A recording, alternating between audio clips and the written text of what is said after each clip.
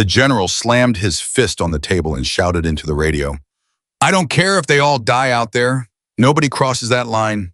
381 American soldiers were bleeding, surrounded, and screaming for help, and the man with the power to save them just ordered everyone to stand down. If this story makes your blood boil, subscribe to this channel right now and drop your city in the comments. I want to see how far this story travels. Now let's go back to where it all began. The radio crackled at 14:47 local time, and the voice on the other end was not asking for help anymore. It was begging. "This is SEAL Team Actual. We are surrounded on all sides.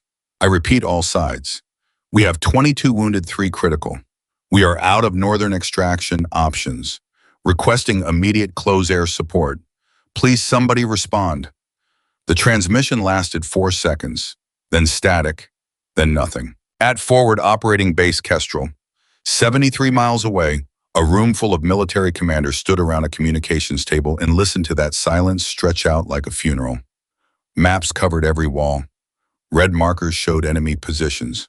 Blue markers showed friendly forces. And right now, those blue markers were completely swallowed by red. Colonel Dennis Hargrove was the senior officer in the room. He was 54 years old with 31 years of service behind him, and he had a reputation for making decisions that protected his career just as much as they protected his soldiers. He stood at the head of the table with his arms crossed, his jaw tight, and his eyes doing something that the younger officers in the room had never seen before.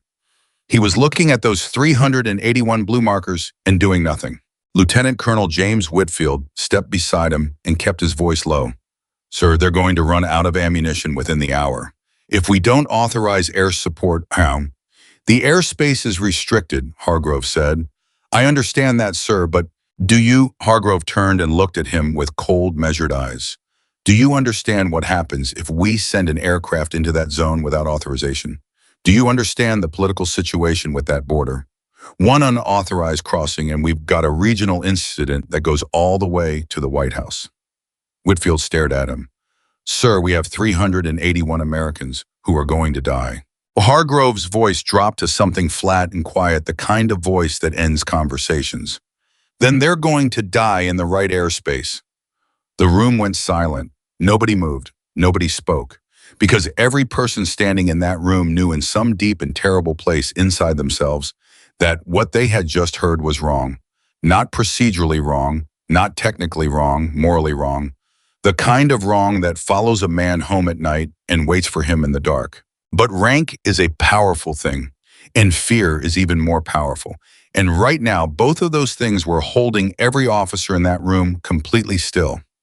Above the valley at 11,000 feet, one aircraft had been listening to everything. Captain Emily Carter banked the A-10 Thunderbolt gently to the left, keeping her orbit wide and slow, and she processed what she had just heard. Her hands were steady on the controls. Her breathing was measured. From the outside, if you could have seen her through the cockpit glass, you would have thought she was completely calm. Inside, she was burning. She had been assigned to this sector for close air support coverage. A routine patrol. The mission brief had said low probability of contact, standard observation duty. She had taken off from Kestrel 3 hours ago expecting boredom. She had found something else entirely. For the past 40 minutes, she had listened to the situation deteriorate in real time. She had heard the first reports of contact.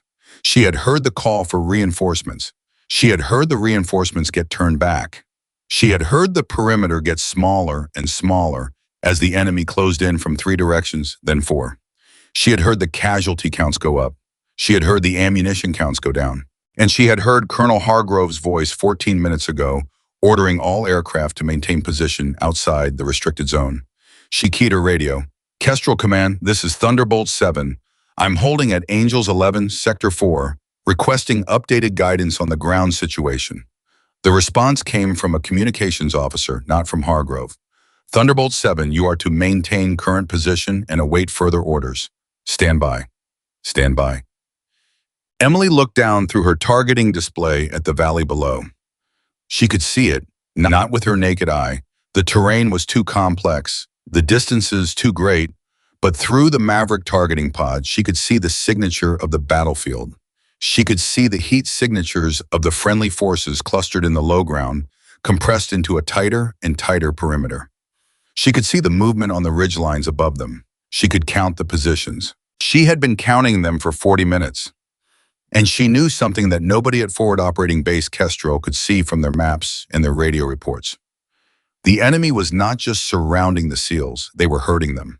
There was a pattern to the pressure. The way the northern route had been closed off first, then the eastern ridge, then the southern approach. The enemy fighters were not attacking randomly. They were systematically eliminating escape routes, pushing the SEALs deeper into the valley floor toward a kill zone that had been prepared in advance. This was not an ambush that happened by chance. This was a trap that had been set before the SEAL team ever arrived, which meant someone had known they were coming, which meant the intelligence that had sent these men into this valley was compromised. Emily sat with that realization for about 3 seconds. Then she pushed it aside because it was a problem for later. Right now, the only problem that mattered was the one she could actually do something about. She ran the numbers in her head again. Fuel state, approximately 64 minutes of station time remaining before bingo fuel. Ammunition full combat, load 8. Maverick missiles 1,100 rounds for the GAU-8 cannon. Distance to the nearest hostile position, threatening the SEALs approximately 2.3 miles from her current holding pattern. Range to target well within her capabilities. Authorization to engage absent. She keyed the radio again. Kestrel Command Thunderbolt 7. I need to speak with Colonel Hargrove directly. This is urgent. A pause, then stand by Thunderbolt 7. She waited. She watched the targeting display. She watched the blue force indicators get smaller. 2 minutes passed, then 3. Then the radio came to life again, and it was not a communications officer this time. It was Hargrove himself, and his voice had the particular edge of a man who has already made a decision and resents being questioned about it. Thunderbolt 7, this is Colonel Hargrove. You are holding in your authorized sector. That is where you will remain. Is that understood? Emily took a breath. Sir, I have visual acquisition of the ground situation through my targeting pod. The friendly force perimeter has compressed by approximately 60% in the last 40 minutes. At current enemy pressure, they will not hold their position for another hour.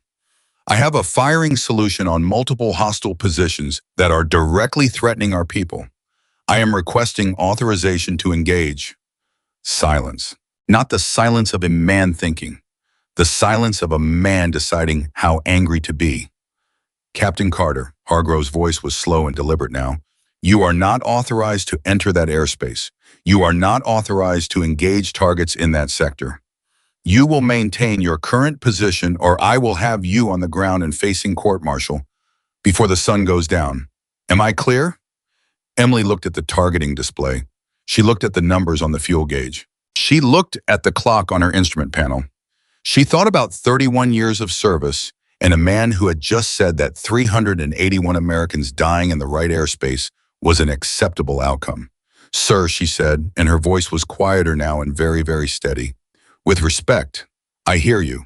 She clicked off the channel.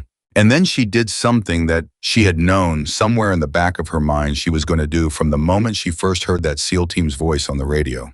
She pushed the nose of the A-10 down, and the aircraft responded immediately, dropping from 11,000 feet, the engines spooling up with that distinctive low growl that ground troops on both sides of a firefight had learned to recognize over decades of warfare. The A-10 was not a subtle aircraft. It was not designed for subtlety. It was designed to be heard and seen and feared because that sound, that particular mechanical thunder, meant that someone on the ground was about to get a very bad day and someone else was about to get another chance to survive. Emily kept her descent controlled. She was not diving. She was not rushing. She was calculating every second, running the approach geometry in her head, thinking 3 moves ahead, the way she always did when things got serious. The radio exploded immediately. Thunderbolt 7, you are leaving your authorized sector. Return to holding pattern immediately. She did not respond. Thunderbolt 7, this is Kestrel Command. You are in violation of your operational orders. Return to holding pattern. This is your final warning. She did not respond. Carter Hargrove's voice now cracking with something that might have been fury, or might have been panic, or might have been both. Carter, you pull that aircraft up right now, or I swear to God. She switched the radio to the ground force frequency. The SEAL team's voice came through immediately, ragged and urgent. and pushed to the edge of what a human voice can be pushed to. This is SEAL Team Actual, any station. Any station, we are in extremis. I say again, we are in extremis. We have critical casualties. We need immediate close air support. Please, someone. Emily keyed the transmit button. SEAL Team Actual, this is Thunderbolt 7. I'm inbound to your position. Give me your most urgent threat. A pause that lasted exactly 1 second. 1 second, and then the ground commander's voice came back, and it was different. Not calmer, not safer, but different in a specific way, the way a man's voice changes when he has been drowning and someone just threw him a rope. He still might not make it. But there is a rope now. There was nothing before. Now there is a rope. Thunderbolt 7, there's a machine gun position on the northern ridge. Grid November Kilo 447. They have us pinned, and they're keeping the medevac birds away. If you can take that out. Copy, stand by. Emily had already acquired the position on her targeting pod. She could see the muzzle flash patterns on the display, intermittent but consistent, marking the position clearly against the terrain. She built her firing solution in approximately 8 seconds, which was fast even by her standards. But the math was simple, and she had been staring at this valley for 40 minutes. She was already at the right altitude, the right angle, the right speed. She squeezed the trigger. The Maverick missile left the rail with a sound like the world being torn in half, and 3 seconds later, the northern ridge position ceased to be a problem. Thunderbolt 7 target is neutralized. How do you read? The SEAL commander's voice had a quality in it that was almost disbelief. Are you actually here? I'm here, Emily said. What's next? Eastern Ridge 2 positions, they're moving to cut off our last extraction corridor. Grid Echo Romeo 662 and Echo Romeo 669. They move any closer and we've got no way out. Give me 30 seconds. She banked hard right, pulling the aircraft through a turn that pressed her back into her seat, and she found the new angle, and she found the new solution, and she fired twice more. 2 flashes on the ridge, 2 positions neutralized. Thunderbolt 7, both targets down. You just opened the corridor. Back at forward operating base, Kestrel, the communications room had gone completely silent. Hargrove was standing at the center of it, with his face the color of old ash, watching the radar plot track Emily's aircraft as it moved through the restricted airspace. The airspace that he had said no one could enter, the airspace that he had been willing to let 381 men die to protect, and he was watching it move without any of the consequences he had promised. No international incident had materialized. No border was being violated. The restricted zone, it turned out, had a specific geography that Hargrove had been interpreting with maximum caution in one direction and no caution at all in another. Lieutenant Colonel Whitfield was standing 3 feet away, and he was not saying anything because there was nothing to say that the radar plot was not already saying more clearly. 1 aircraft, 1 pilot, going in alone. And the SEAL team was still talking. Hargrove slowly lowered himself into a chair. One of the younger officers in the room, a captain named Torres, watched him do it. And then Torres turned back to the communications board and did something quietly and deliberately. He started documenting every timestamp, every radio call, every order given, every order ignored, every outcome. Because Torres had been in enough rooms to know that what happened in the next hour was going to matter for a very long time. And the only way to make sure the truth survived was to write it down while it was still happening. In the valley, Emily was on her 4th pass. The sandstorm was visible on the horizon now, a wall of brown and orange that filled the southern sky and was moving faster than the weather models had predicted. She had looked at it twice and pushed the thought aside both times. There was nothing she could do about the storm. There was a great deal she could do about the enemy fighters on the western approach, who were trying to use a dry riverbed as a covered route to get within rocket-propelled grenade range of the SEAL perimeter. She found them. She was not gentle about it. Thunderbolt 7, the western approach is clear. How are you doing this? The SEAL commander's voice had shifted again, past relief, and into something that sounded almost like wonder. He was a man who had been in combat for a long time. He had seen a lot of things. He had apparently not seen this. Focus, Emily said. Not unkindly, just directly. You have a storm coming. Tell me about the extraction zone. Are your helicopters still able to move? 2 birds are holding 30 miles south. They're waiting on weather clearance and they were waiting on authorization. Tell them to move. I'll cover their approach. A pause. Thunderbolt 7 command has not authorized. I understand that, Emily said. Tell them to move anyway. Another pause, longer this time. Then copy that Thunderbolt 7, making the call. She banked left and set up for another orbit, watching the ridgelines, watching the riverbed, watching the sky in the south where the storm was eating the distance between itself and the valley at a pace that was becoming very real and very immediate. Her fuel gauge had moved while she wasn't looking at it. 41 minutes of station time remaining. The helicopters needed approximately 18 minutes to reach the valley from their holding position. Load time for 381 personnel, including 22 wounded, would depend on how many birds actually came and whether the landing zone could be held and whether the storm held off long enough and whether the enemy had any more surprises left.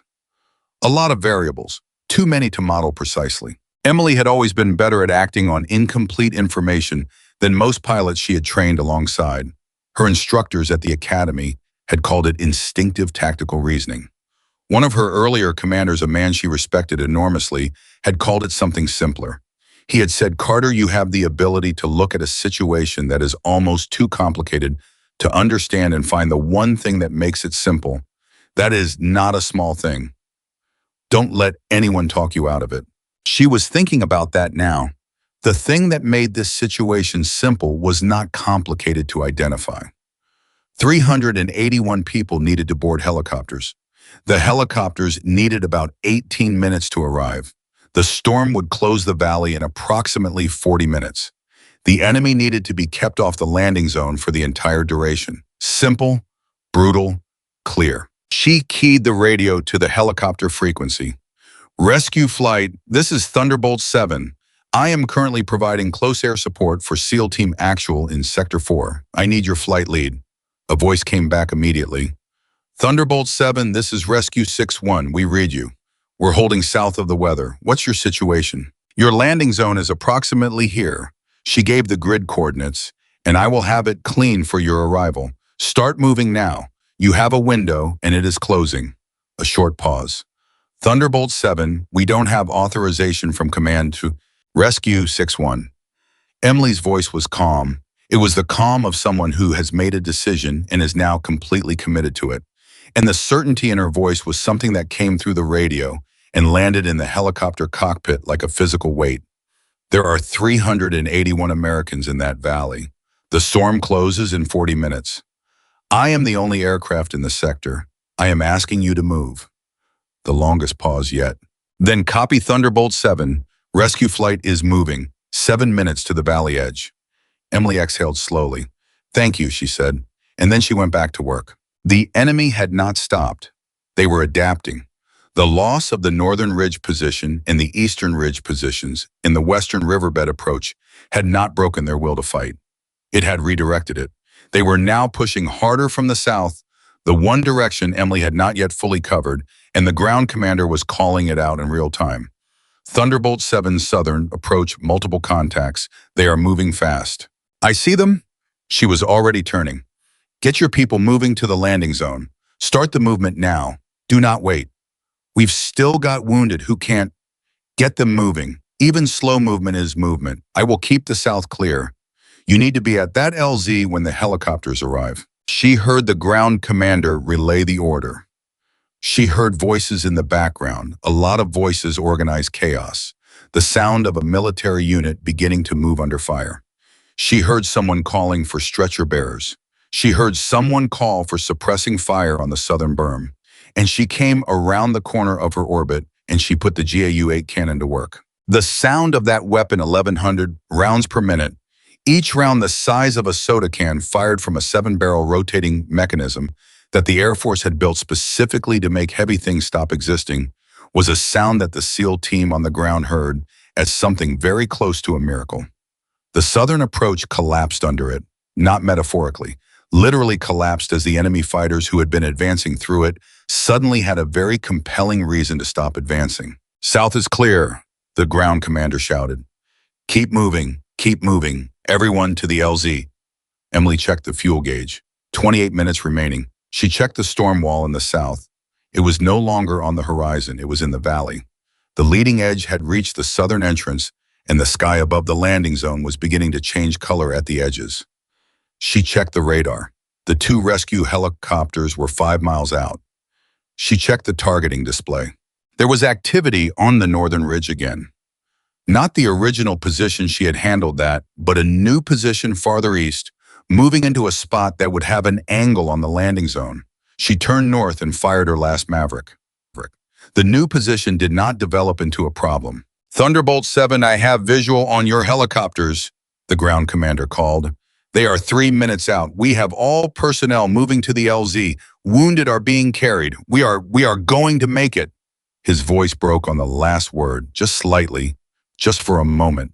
And then he pulled it back together the way soldiers do, the way people do when they cannot afford to fall apart. Yet, but the falling apart is right there behind the eyes waiting. You're going to make it, Emily said. And she said it not as reassurance, but as a statement of fact, because she had run the numbers and she believed it was true, and she had not said anything untrue in this entire conversation. The helicopters appeared at the valley entrance. They came in low and fast the way rescue crews come in when they know they are in a contested environment, and speed is the only armor that matters. They swept into the landing zone in a coordinated arc, touching down within seconds of each other. Rotors kicking up dust that mixed with the leading edge of the storm and made the whole scene look like something out of a painting. Except paintings of moments like this are never quite accurate because they can never capture the smell of jet exhaust and burned propellant and the specific metallic taste of fear that every person in that valley was breathing. Emily kept orbiting, kept watching, kept the gun trained on every ridgeline that still had heat signatures on it. The loading began. 381 people is a lot of people to move on to helicopters. Even with multiple aircraft, even with military precision, even with the training that makes these operations go as fast as humanly possible, it takes time. And time was the one thing that was running out faster than anything else. She watched the storm eat the southern sky. She watched the fuel gauge move. She watched the personnel count on the helicopters grow. She watched the ridgelines. One of them moved. There was a position she had not seen, a position that had been holding. Still, she realized now, holding still specifically, because the fighter on that ridge was experienced enough to know that a moving heat signature gets targeted and a still heat signature gets overlooked. He had been waiting for exactly this moment, for the helicopters on the ground, for the aircraft to be committed to an orbit that limited her angle, for the one window where he could do maximum damage. Seal actual sniper position, Northern Ridge, 3 o'clock from your position. Get your people down. Now, she was already committed to the shot. The angle was difficult. The aircraft was in the wrong part of the orbit. She had to hold the turn longer than she wanted, had to expose herself to ground fire from the western approach for approximately 4 seconds. That felt like 4 years, and then she was at the angle and she squeezed the trigger, and the GAU-8 spoke one more time. The position went quiet. Thunderbolt 7, what was that? The ground commander's voice was sharp and controlled. Did we just, it's handled. Keep loading. 20 seconds of silence except for the sounds of 381 people climbing onto aircraft. Then Thunderbolt 7, last personnel are aboard. I say again, all personnel are aboard. We are lifting in 30 seconds. Emily checked the fuel gauge. 11 minutes of fuel remaining. She checked the storm wall. It was inside the valley now. The southern third of the landing zone was already turning brown. She watched the helicopters lift. She watched them climb. She watched them turn south and begin accelerating away from the valley and towards safety, carrying 381 people who had been 40 minutes ago preparing to die. She turned her aircraft north and east, away from the restricted zone, away from the valley toward the phobie and whatever waited for her there. The storm closed behind her like a door. She keyed the radio to command frequency. She had not spoken to them since she had clicked off Hargrove's channel and pushed the nose of the aircraft down. She had nothing to say to them then. She had things to say to them now. Kestrel Command, this is Thunderbolt 7. SEAL Team Actual has been fully extracted. All 381 personnel are aboard rescue flight. No personnel were left on the ground. I am Bingo Fuel and returning to base. Thunderbolt 7 out. She clicked off the channel. And in the silence of her cockpit, with the storm somewhere behind her and the empty sky ahead, and the fuel gauge counting down the last few minutes of flight time, Captain Emily Carter let out one long, slow breath. Her hands were still steady on the controls. They had been steady the entire time. She had never once in the 47 minutes she spent in that valley allowed her hands to shake. Because steady hands make accurate shots, and accurate shots save lives, and that was the job. That was all this had ever been about, the job. She could see the lights of Forward Operating Base Kestrel ahead. She began her descent, and she thought about what Hargrove had said to Whitfield, the line that had come through the communications net before he even knew she was listening, because she had been listening, because she had kept her radio on the command frequency for the first 12 minutes of the situation monitoring before anyone knew she had acquired the battlefield picture that she had. 381 Americans dying in the right airspace. She thought about that. She thought about the handwritten names on the crew manifest she had reviewed before takeoff that morning. The SEAL team roster standard, pre-mission intelligence briefing, names and call signs, and unit designations. She had not memorized them, but she had read them. 381 names, each one a person, each one someone's son or daughter, each one someone's parent, someone's spouse, someone's friend, dying in the right airspace. She lined up on the runway. She brought the aircraft down. The wheels touched, and the aircraft rolled, and the brakes caught, and she slowed to a stop. And when she opened the canopy, and the night air came in hot and dry, and carrying the far-off smell of the storm that was still consuming the valley miles behind her, she could already see the vehicles coming across the tarmac. Military police vehicles, and behind them another vehicle carrying Colonel Dennis Hargrove. His face, even from here, even in the darkness, was not the face of a man who was relieved that 381 soldiers had come home. It was the face of a man who was furious that they had. Emily looked at the vehicles coming toward her. She looked at Hargrove's face, and she thought worth it. She climbed down from the aircraft. She was steady on her feet. She walked forward to meet whatever was coming next. The military police vehicles stopped 12 feet from the nose of the aircraft. 4 doors open. 4 men got out. They were not running, but they were moving with the particular kind of urgency that men in uniform use when they want to look calm and feel anything but. Behind them, Hargrove's vehicle had not yet stopped rolling when the passenger door opened and the colonel stepped out, and the way he stepped out, 1 foot hitting the tarmac. Before the vehicle was fully stopped, his body already turned toward Emily, his face already set, told everyone watching that this conversation was not going to be quiet. Emily walked toward him at a steady pace, not slow, not fast, the walk of someone who has already decided what she is going to say and does not need extra time to prepare it. They met roughly halfway between her aircraft and his vehicle. Hargrove spoke first. "You are under military detention, Captain." His voice was not loud. It was the controlled, compressed rage of a man who has spent 31 years perfecting the art of being angry without raising his voice. "You will surrender your sidearm to the duty officer, and you will be escorted to the debriefing room where you will say nothing. Nothing until the JAG officer I have already called arrives. Do you understand me?" Emily looked at him for a moment. Just a moment. Long enough to take in the set of his jaw, the rigidity in his shoulders, the way his hands were slightly clenched at his sides. "Yes, sir," she said. "I understand you perfectly." Something flickered across Hargrove's face. He had been expecting argument. He had been expecting defiance or fear, or the kind of defensive scrambling that officers do when they know they are in serious trouble. He had not been expecting this quiet, this steadiness, this complete absence of apology. It confused him. And confusion in a man like Hargrove converted very quickly to something colder. "Get her to the debriefing room," he said to the MPs, and walked back to his vehicle without looking at Emily again. The lead MP, a young sergeant named Daniels, who looked like he had been awake for about 22 hours, fell into step beside Emily as she was walked across the tarmac. He did not grip her arm. He did not make any of the performative gestures of authority that some MPs used in situations like this. He just walked beside her, and after about 30 seconds of silence, he said something so quietly that she almost missed it under the sound of the aircraft engines still cooling down behind them. "My brother was in Ramadi, Captain, 2006. He got out because somebody flew a gun run they weren't supposed to fly." A pause. "I'm just saying." Emily did not respond. She could not respond, not to that, not right now, not without risking something breaking open inside her that she needed to keep closed until this was over. She just nodded once and kept walking. Inside the debriefing room, she sat down in the chair across from the empty table and waited.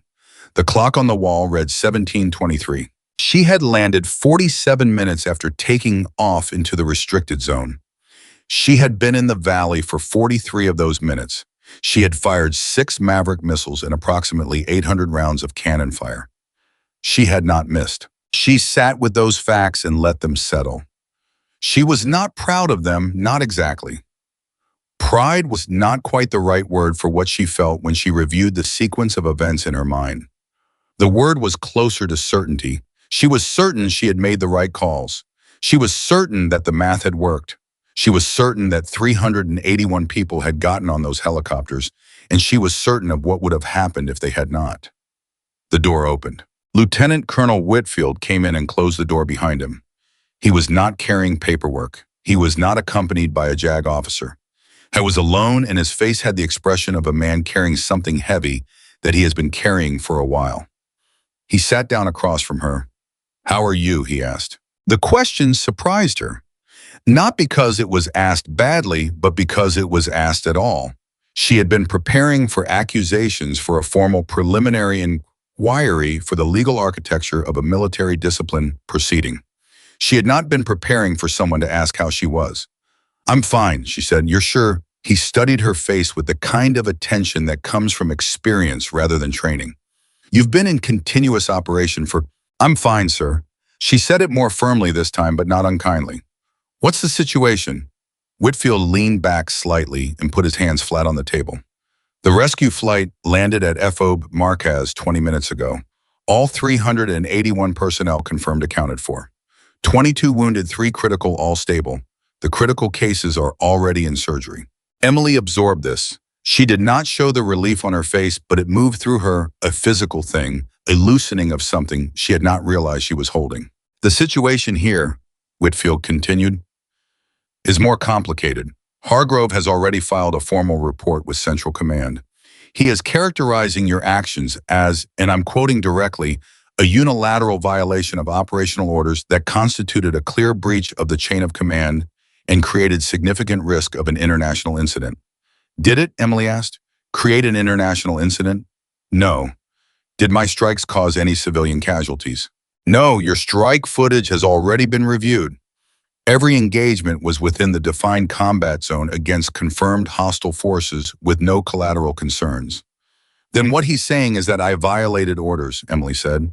"Which is true, I did. I know that." Whitfield was quiet for a moment. "He's also saying that the outcome was irrelevant to the seriousness of the violation. That following orders matters regardless of results. That if every pilot decided to make their own assessment of when orders should be followed." "That's a real argument," Emily said, and she meant it. She was not being sarcastic. "I understand why that argument exists. I understand why it matters. The chain of command is not an arbitrary system. It functions because people follow it, even when they disagree." She paused. "But there's a line, sir. There's always a line, and I believe Hargrove crossed it before I did." Whitfield was very still. "Say what you mean by that." Emily leaned forward slightly. "He knew those men were going to die. He knew it with the same certainty I knew it. The difference is that he was willing to accept that outcome to avoid professional risk to himself. That's not a tactical decision, sir. That's not a command decision based on complex operational considerations. That is a man protecting himself at the cost of 381 lives. And I think you know that. I think everyone in that operations room tonight knows that." The silence in the room was specific, not empty, full of the things that Whitfield knew and was carefully considering whether to say out loud. "Finally, you understand that what you're describing, if it became part of the official record, would be a very serious allegation." "Yes, sir." "Against a very senior officer." "Yes, sir." "With significant political protection." "I understand that." Another silence. Whitfield looked at the table between them. Then he looked at her. "There was an officer in the operations room tonight, Captain Torres. He documented everything, every timestamp, every radio call, every order that was given and by whom." He paused. "He did that on his own initiative, before any of this became what it is now." Emily held his gaze. "Good. It may not be enough to protect you, Captain. The formal process—" "I'm not asking to be protected," Emily said, and she said it without drama, without the trembling self-righteousness that the line might have carried if someone else had delivered it.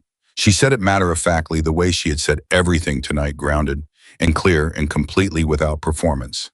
I made a decision. I'll answer for it. What I'm asking is that the decision be evaluated honestly. All of it, including the decision that was made before mine. Whitfield stood up slowly. He moved to the door. He stopped with his hand on the handle and did not turn around immediately. The JAG officer will be here within the hour, he said. Don't say anything until he arrives. Understood. And Carter. Now he turned, and his face had changed slightly, shifted from the carefully neutral expression of a man managing a difficult professional situation into something more human, more direct. For what it's worth, every person in that operations room tonight, every single one of them watched what you did on the radar plot. Every strike, every pass, every decision. He paused. Nobody in that room said you were wrong, not one person. He opened the door and walked out. Emily sat alone with the clock on the wall and the particular silence of a room in which important things have just been spoken. 1747. She was very tired. She had not noticed until just now, until the adrenaline that had been running the operation, running her for the past several hours, had finally begun to recede. Her shoulders ached. Her eyes ached. Her hands, which had been perfectly steady for 43 minutes in the most dangerous airspace she had ever entered, were now resting on her thighs, and they felt very heavy. She did not let them shake. She breathed slowly and looked at the wall and waited. Outside the debriefing room, the base was not sleeping. Bases don't sleep after something like this. They hum and buzz and fill with the particular kind of frantic energy that military installations generate when something significant has happened and the information is still sorting itself out into official and unofficial channels. Rumors move faster than reports. Everybody knows something. Nobody knows everything. And the version of events that spreads through a base in the first 2 hours after an incident is rarely the accurate version. It is the emotional version. The version that people need to tell because it means something to them. Tonight, the version spreading through Phoebe Kestrel was essentially accurate. A female A-10 pilot had gone into the valley alone. She had saved all of them. She was now under detention. That sequence of events produced a very specific reaction in the people who heard it. And the reaction was not complicated. It was the reaction of people who understand what it means to go into a valley alone, what it costs, what it requires. People who have been in valleys of their own, maybe not literally, maybe not exactly, but in the essential shape of it, understand instinctively what it means to be the only person who moves when everyone else is standing still. In the maintenance bay, 2 crew chiefs who had serviced Emily's aircraft that morning were standing beside a workbench and not working. One of them, Master Sergeant named Powell, who had 30 years in and had serviced A-10s in 3 different theaters, was just staring at the floor with his arms crossed. She used almost the full combat load, said the other one, a staff sergeant named Kim, who had been doing the post-flight inspection. 6 Mavericks, almost 800 cannon rounds. She was working the entire time. Powell didn't say anything. They're going to court-martial her, Kim said. Powell looked up. They're going to treat. That was all he said. But the way he said it carried something, a weight, a history, the particular conviction of a man who has seen enough of the world to know how stories like this sometimes end, and has seen enough to know that they don't always end the way the people in the debriefing rooms intend. In the Tactical Operations Center, Captain Torres was sitting at his station with a printed copy of his documentation in front of him. He had made 3 copies. One was filed with the duty officer. One was in his personal files. One was folded in his breast pocket against his chest, where he planned to keep it until he could confirm that the right people had the right record. He had not told anyone he was doing this. He had not asked for permission or guidance. He had just looked at the situation clearly, the way Emily had looked at the valley, and identified the one thing that mattered most and done it. Across the room, a communications officer named Reyes was replaying the radio logs from the mission. Not because anyone had ordered her to, because she had been the one receiving those logs in real time, and she had said nothing, and she needed to understand something about herself, about why she had said nothing, about what had stopped her, about the space between hearing Colonel Hargrove say what he said and deciding whether to push back or stay quiet. She listened to Hargrove's voice on the recording. She listened to Emily's voice. She listened to the SEAL commander's voice, going from controlled to desperate to something else. Something she had heard in the moment but not fully registered. That specific quality of a man who has been given back something he had already accepted losing. She pulled off her headset and set it down on the desk, and she reached for a pen and a notepad. She was going to write something down too. Not because Torres had done it, she hadn't known Torres was documenting, but because the only way she knew how to handle the weight of what she had heard tonight was to put it into words. At 18:15, the JAG officer arrived at the debriefing room. His name was Major Richard Alcott, and he was 41 years old and had been doing military law for 16 years, which meant he had seen most of what there was to see in terms of the ways military discipline proceedings could go. He came in, set his briefcase on the table, opened it, and looked at Emily with the efficient appraisal of a professional who was rapidly assembling a picture. "Captain Carter," he said, "I've been briefed on the general outline. Before we proceed, I want to be clear about one thing. I am here to represent your legal interests, not the Air Force's institutional interests, not Colonel Hargrove's preferred narrative. Yours. Do you understand the distinction?" "Yes," Emily said. "Good, now." He set a legal pad in front of him and uncapped a pen. "Tell me everything, from the beginning. Leave nothing out. And don't edit yourself. Don't decide in advance what matters and what doesn't. That's my job." Emily told him. She told him about the patrol assignment. She told him about monitoring the radio traffic. She told him about 40 minutes of watching the situation deteriorate while authorization was withheld.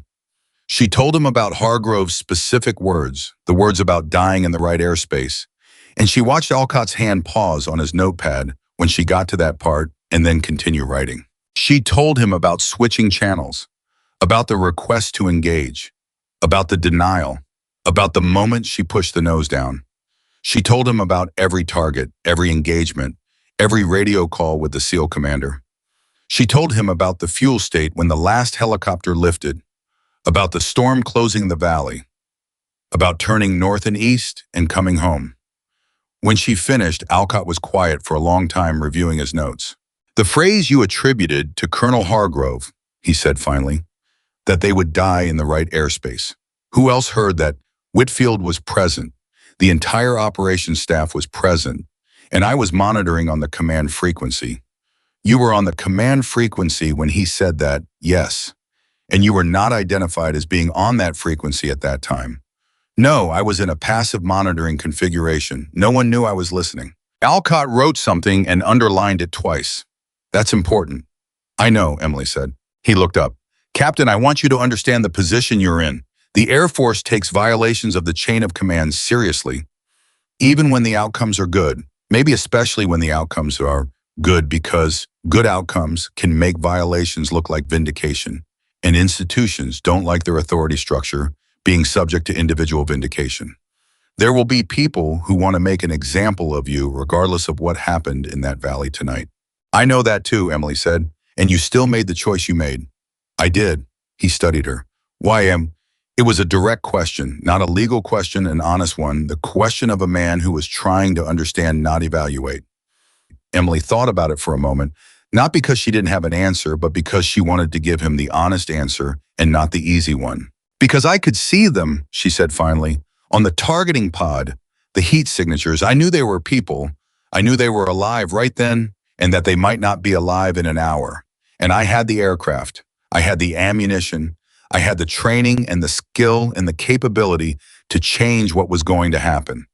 And the only thing stopping me was an order from a man who was prioritizing his career over their lives." She paused. "I've thought about what it means to follow orders. I believe in the chain of command. I understand why it exists. But there's a version of following orders that becomes something else, that becomes using process as a shield against responsibility. And I couldn't make that work in my head. I couldn't make it make sense." Alcott was quiet again. Then, "That's going to be the core of the defense if this goes to court-martial, which it may. I want you prepared for that." "I'm prepared. It's going to be difficult. Hargrove has allies. He has protection at levels above this base. I know. It may cost you your career." "I know that too." He capped his pen, looked at her steadily. "You're very calm for someone in this situation." "I made the decision that let me be calm," Emily said. "If I had flown home and left them in the valley, I wouldn't be calm right now. I'd be carrying that for the rest of my life." She paused. This is better. Alcott closed his notepad. He was about to say something when his phone vibrated. He looked at it. Something crossed his face, not alarm, but a sharpening of attention, a sudden increase in focus. "Excuse me," he said, and stepped into the hall. He was gone for 4 minutes. Emily sat alone again. The clock said 18:41. She had been in this room for over an hour. She was very, very tired, but the tiredness had a clean quality. The tiredness of someone who has done something hard and done it completely, not the exhausted, hollow feeling of someone who has been grinding against something without resolution. Alcott came back in and sat down. His face had changed. "That was a contact at Central Command," he said.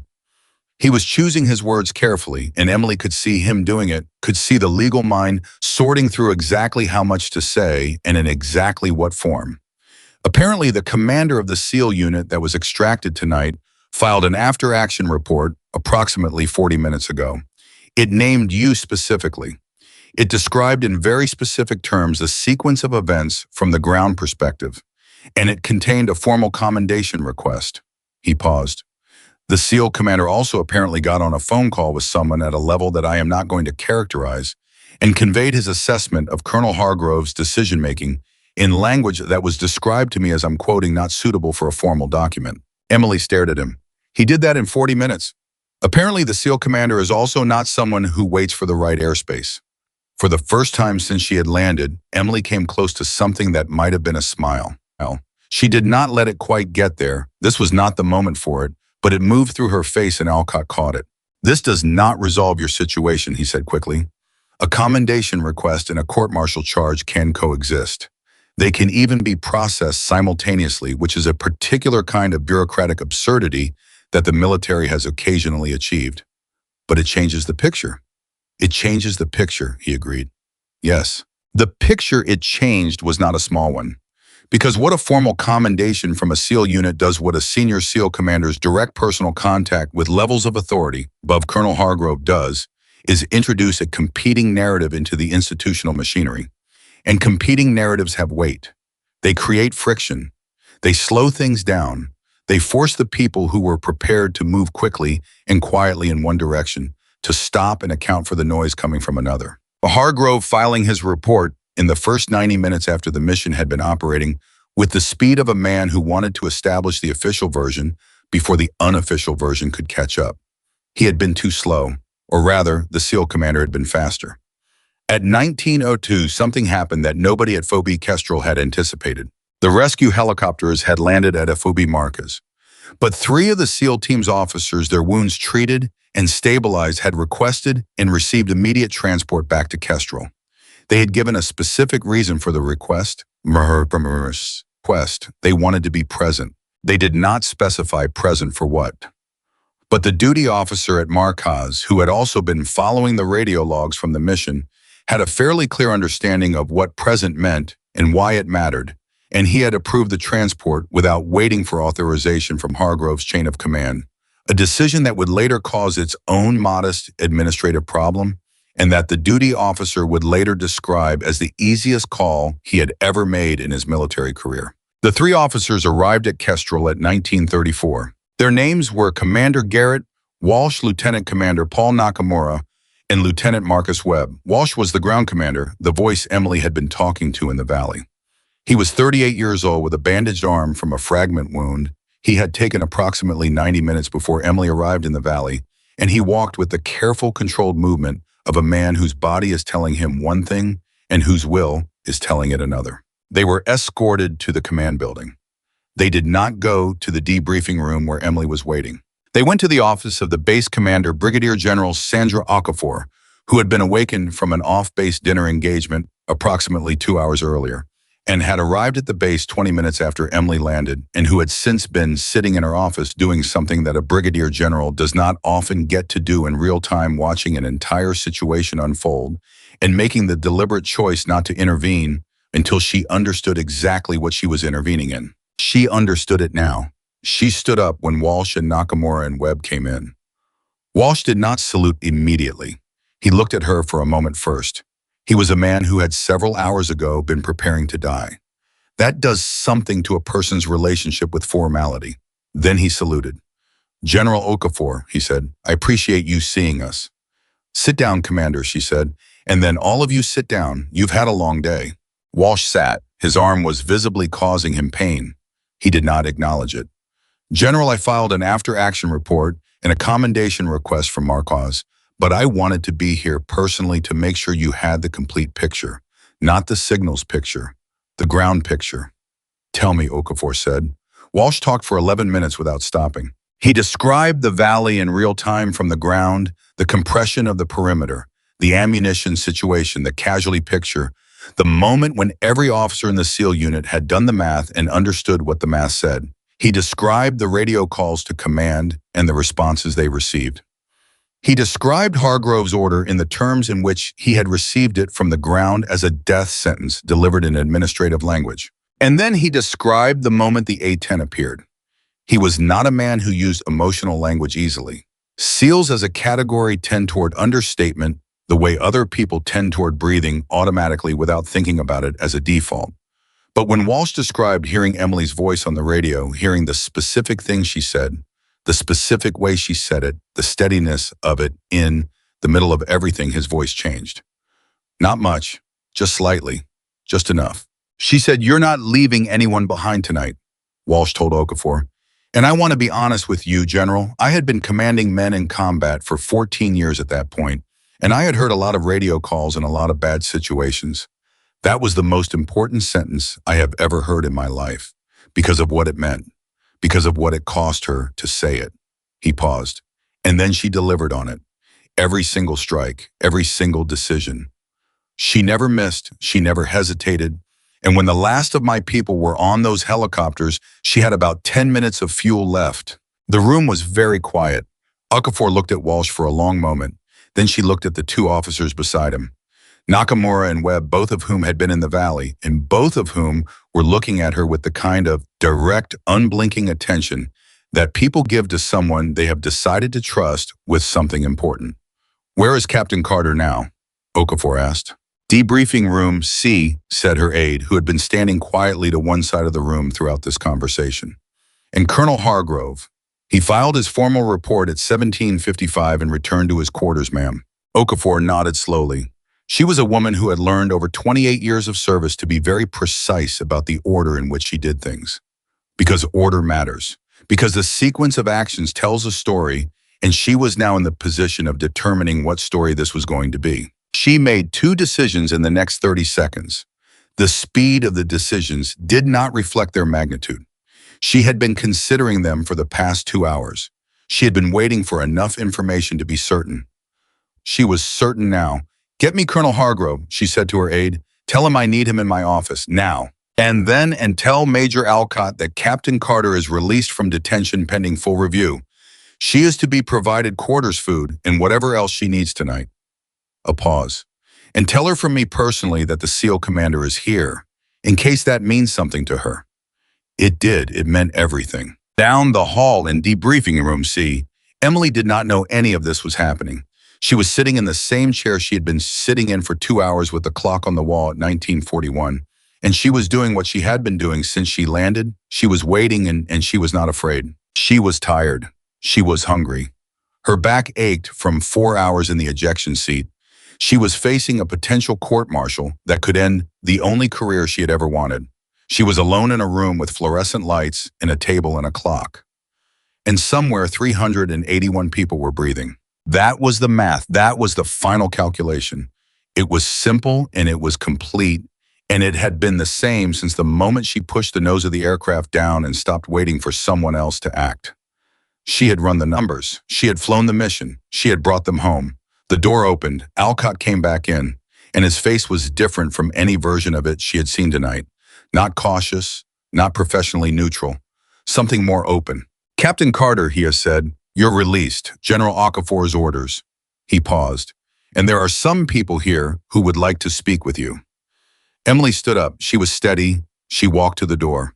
And in the hallway, standing under fluorescent lights in a military base in the middle of a night that had started as a routine patrol and become something else entirely, Commander Garrett Walsh, a man with a bandaged arm and 14 years of combat, and a voice she recognized from 43 minutes in the most important valley of her life was standing there looking at her.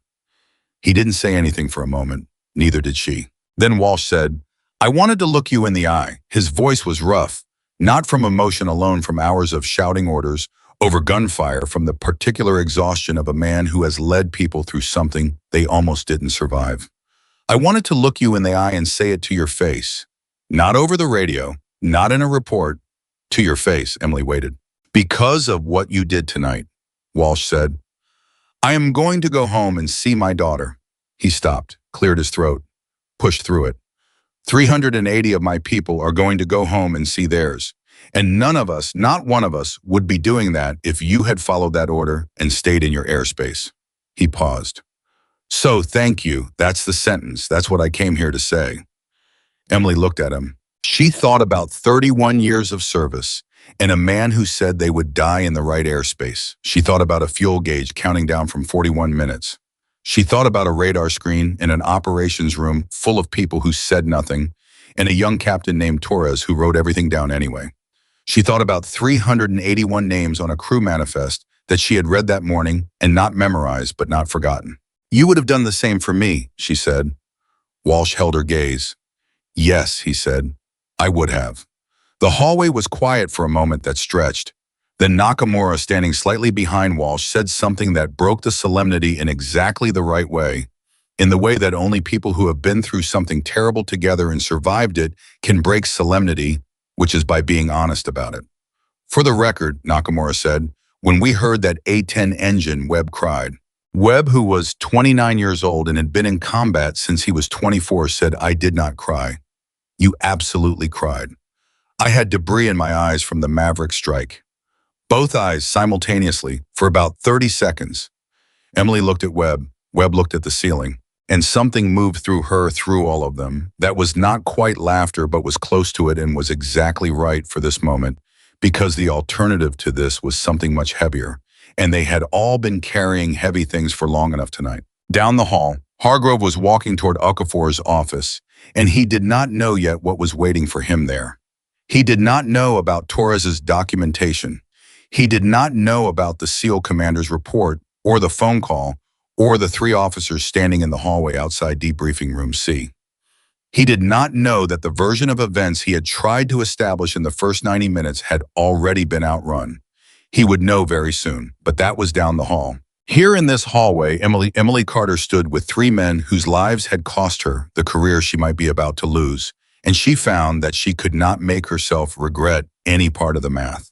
The hallway outside debriefing room C was still settling from the weight of what had just been said there, when 40 feet away and behind a closed door, a very different kind of conversation was beginning.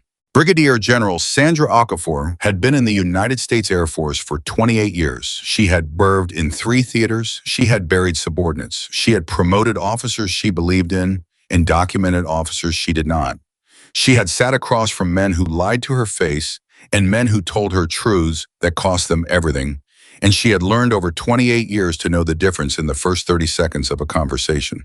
Hargrove sat down across from her at 1952. He was composed. That was the first thing she noticed. He was not anxious, not defensive, not the way most officers look when they are summoned to a general's office at night after an incident of this magnitude.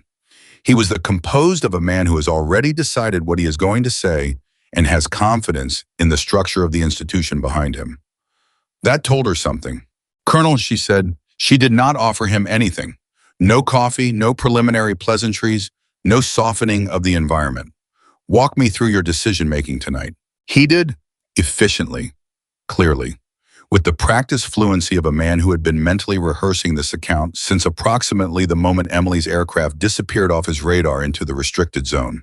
He covered the intelligence picture, the operational constraints, the political sensitivity of the border zone, the specific language of the standing orders regarding restricted airspace.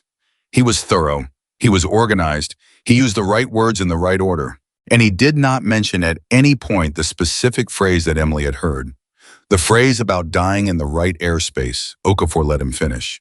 Then she said, "Were those exact words used in the operations room tonight? The phrase dying in the right airspace?" Hargrove's composure held. Barely, a flicker, just a flicker, moved through his face.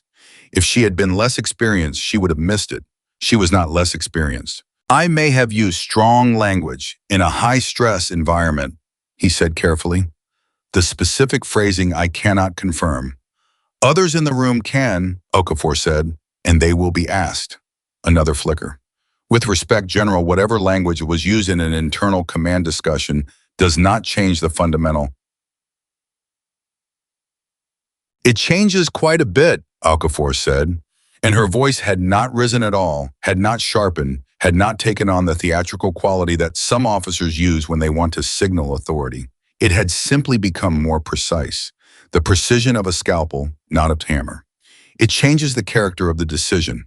Between a command decision made under reasonable interpretation of standing orders and a decision made in full knowledge that the outcome for friendly forces was likely fatal. She paused. Those are not the same decision, Colonel. They do not carry the same weight, and they do not receive the same evaluation. Hargrove was silent for 4 seconds. Emily could not have known it, but those 4 seconds were the most important 4 seconds of the entire evening. The moment when Hargrove's carefully assembled account met the reality of what Okafor already knew, and the collision produced something that was visible on his face if you knew where to look. It produced the recognition that he had been outpaced. The standing orders regarding the restricted zone are unambiguous, he said. His voice had changed slightly, still controlled. But the fluency was gone, the rehearsed quality. What remained was something more effortful. Captain Carter violated those orders. The outcome does not. Captain Torres filed a complete documented record of this evening's radio communications at 1739, Okafor said. Every transmission, every response, time-stamped. She let that sit. I have read it. The silence in the room was very complete. Additionally, Okafor continued, Commander Walsh of the Extracted SEAL Unit filed a formal after-action report from FOB Marquez at 1906 and subsequently provided me with a direct verbal account approximately 40 minutes ago. She folded her hands on the desk. He was here in this building, Colonel, while you were in your quarters. Hargrove looked at her, and for the first time since he had sat down, the composure was not flickering, it was cracking. Not dramatically, not collapsing, but the lines of it were showing the way old paint shows lines before it begins to fall away. The process, he said slowly, the formal process for evaluating an order violation, will proceed, Okafor said, for Captain Carter, who violated a direct order. That is on the record, and it will be evaluated on the record. She paused. And separately, in a process that I am initiating tonight, the command decisions made prior to that violation will also be evaluated. Every decision, every order given, every outcome that order was designed to produce or allow to occur. She looked at him steadily. Do you understand what I'm telling you, Colonel? He understood. His career had been built on understanding things quickly, on reading rooms, reading people, reading political landscapes, and adjusting his position before the ground shifted under him. He had been good at it for 31 years. He was still good at it now. He read this room in approximately 6 seconds. And what he read was that the narrative he had spent the first 2 hours of this incident constructing had just been taken away from him.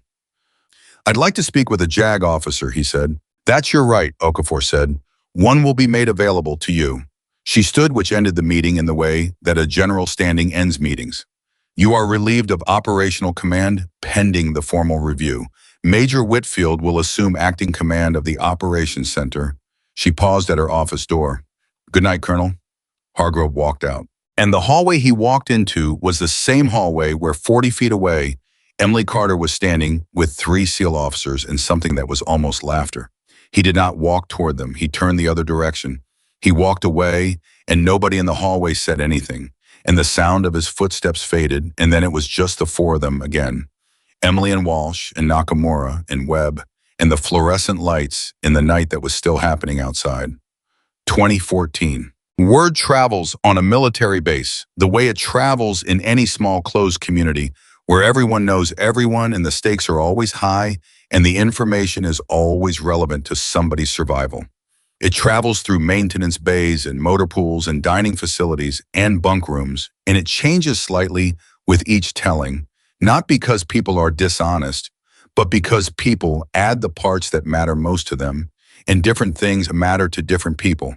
And by the time the story has made its third or fourth circuit of the installation, it has accumulated something that the original transmission did not quite have. It has the weight of something people need to believe. Tonight, the story spreading through Phoebe Kestrel had that weight completely. In the NCO club, which was technically closed at this hour, but which had approximately 14 people in it anyway, because military regulations about closing time are regularly reinterpreted by the people they apply to.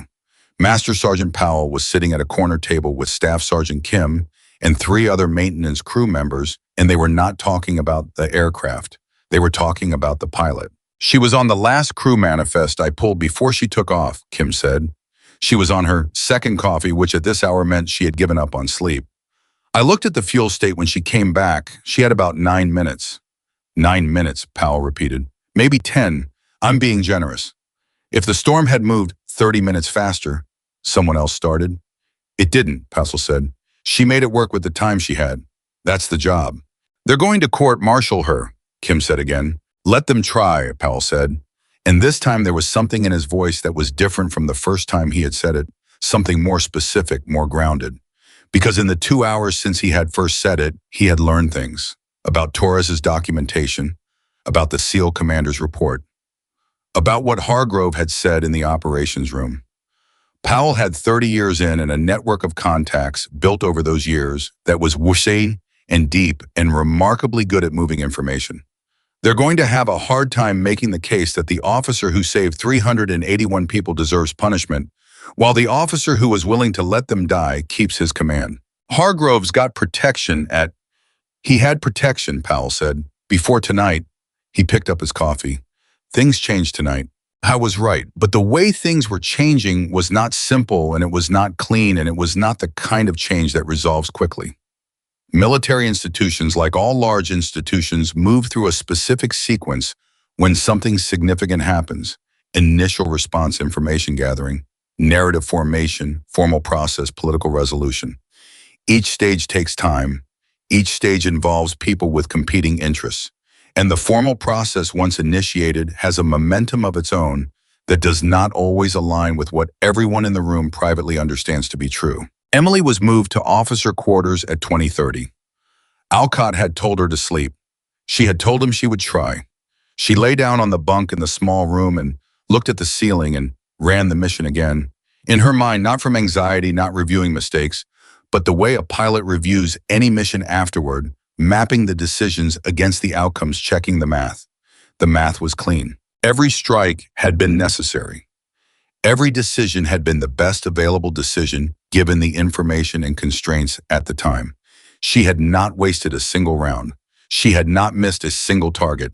She had managed the fuel state within acceptable margins and made it home with enough to land safely.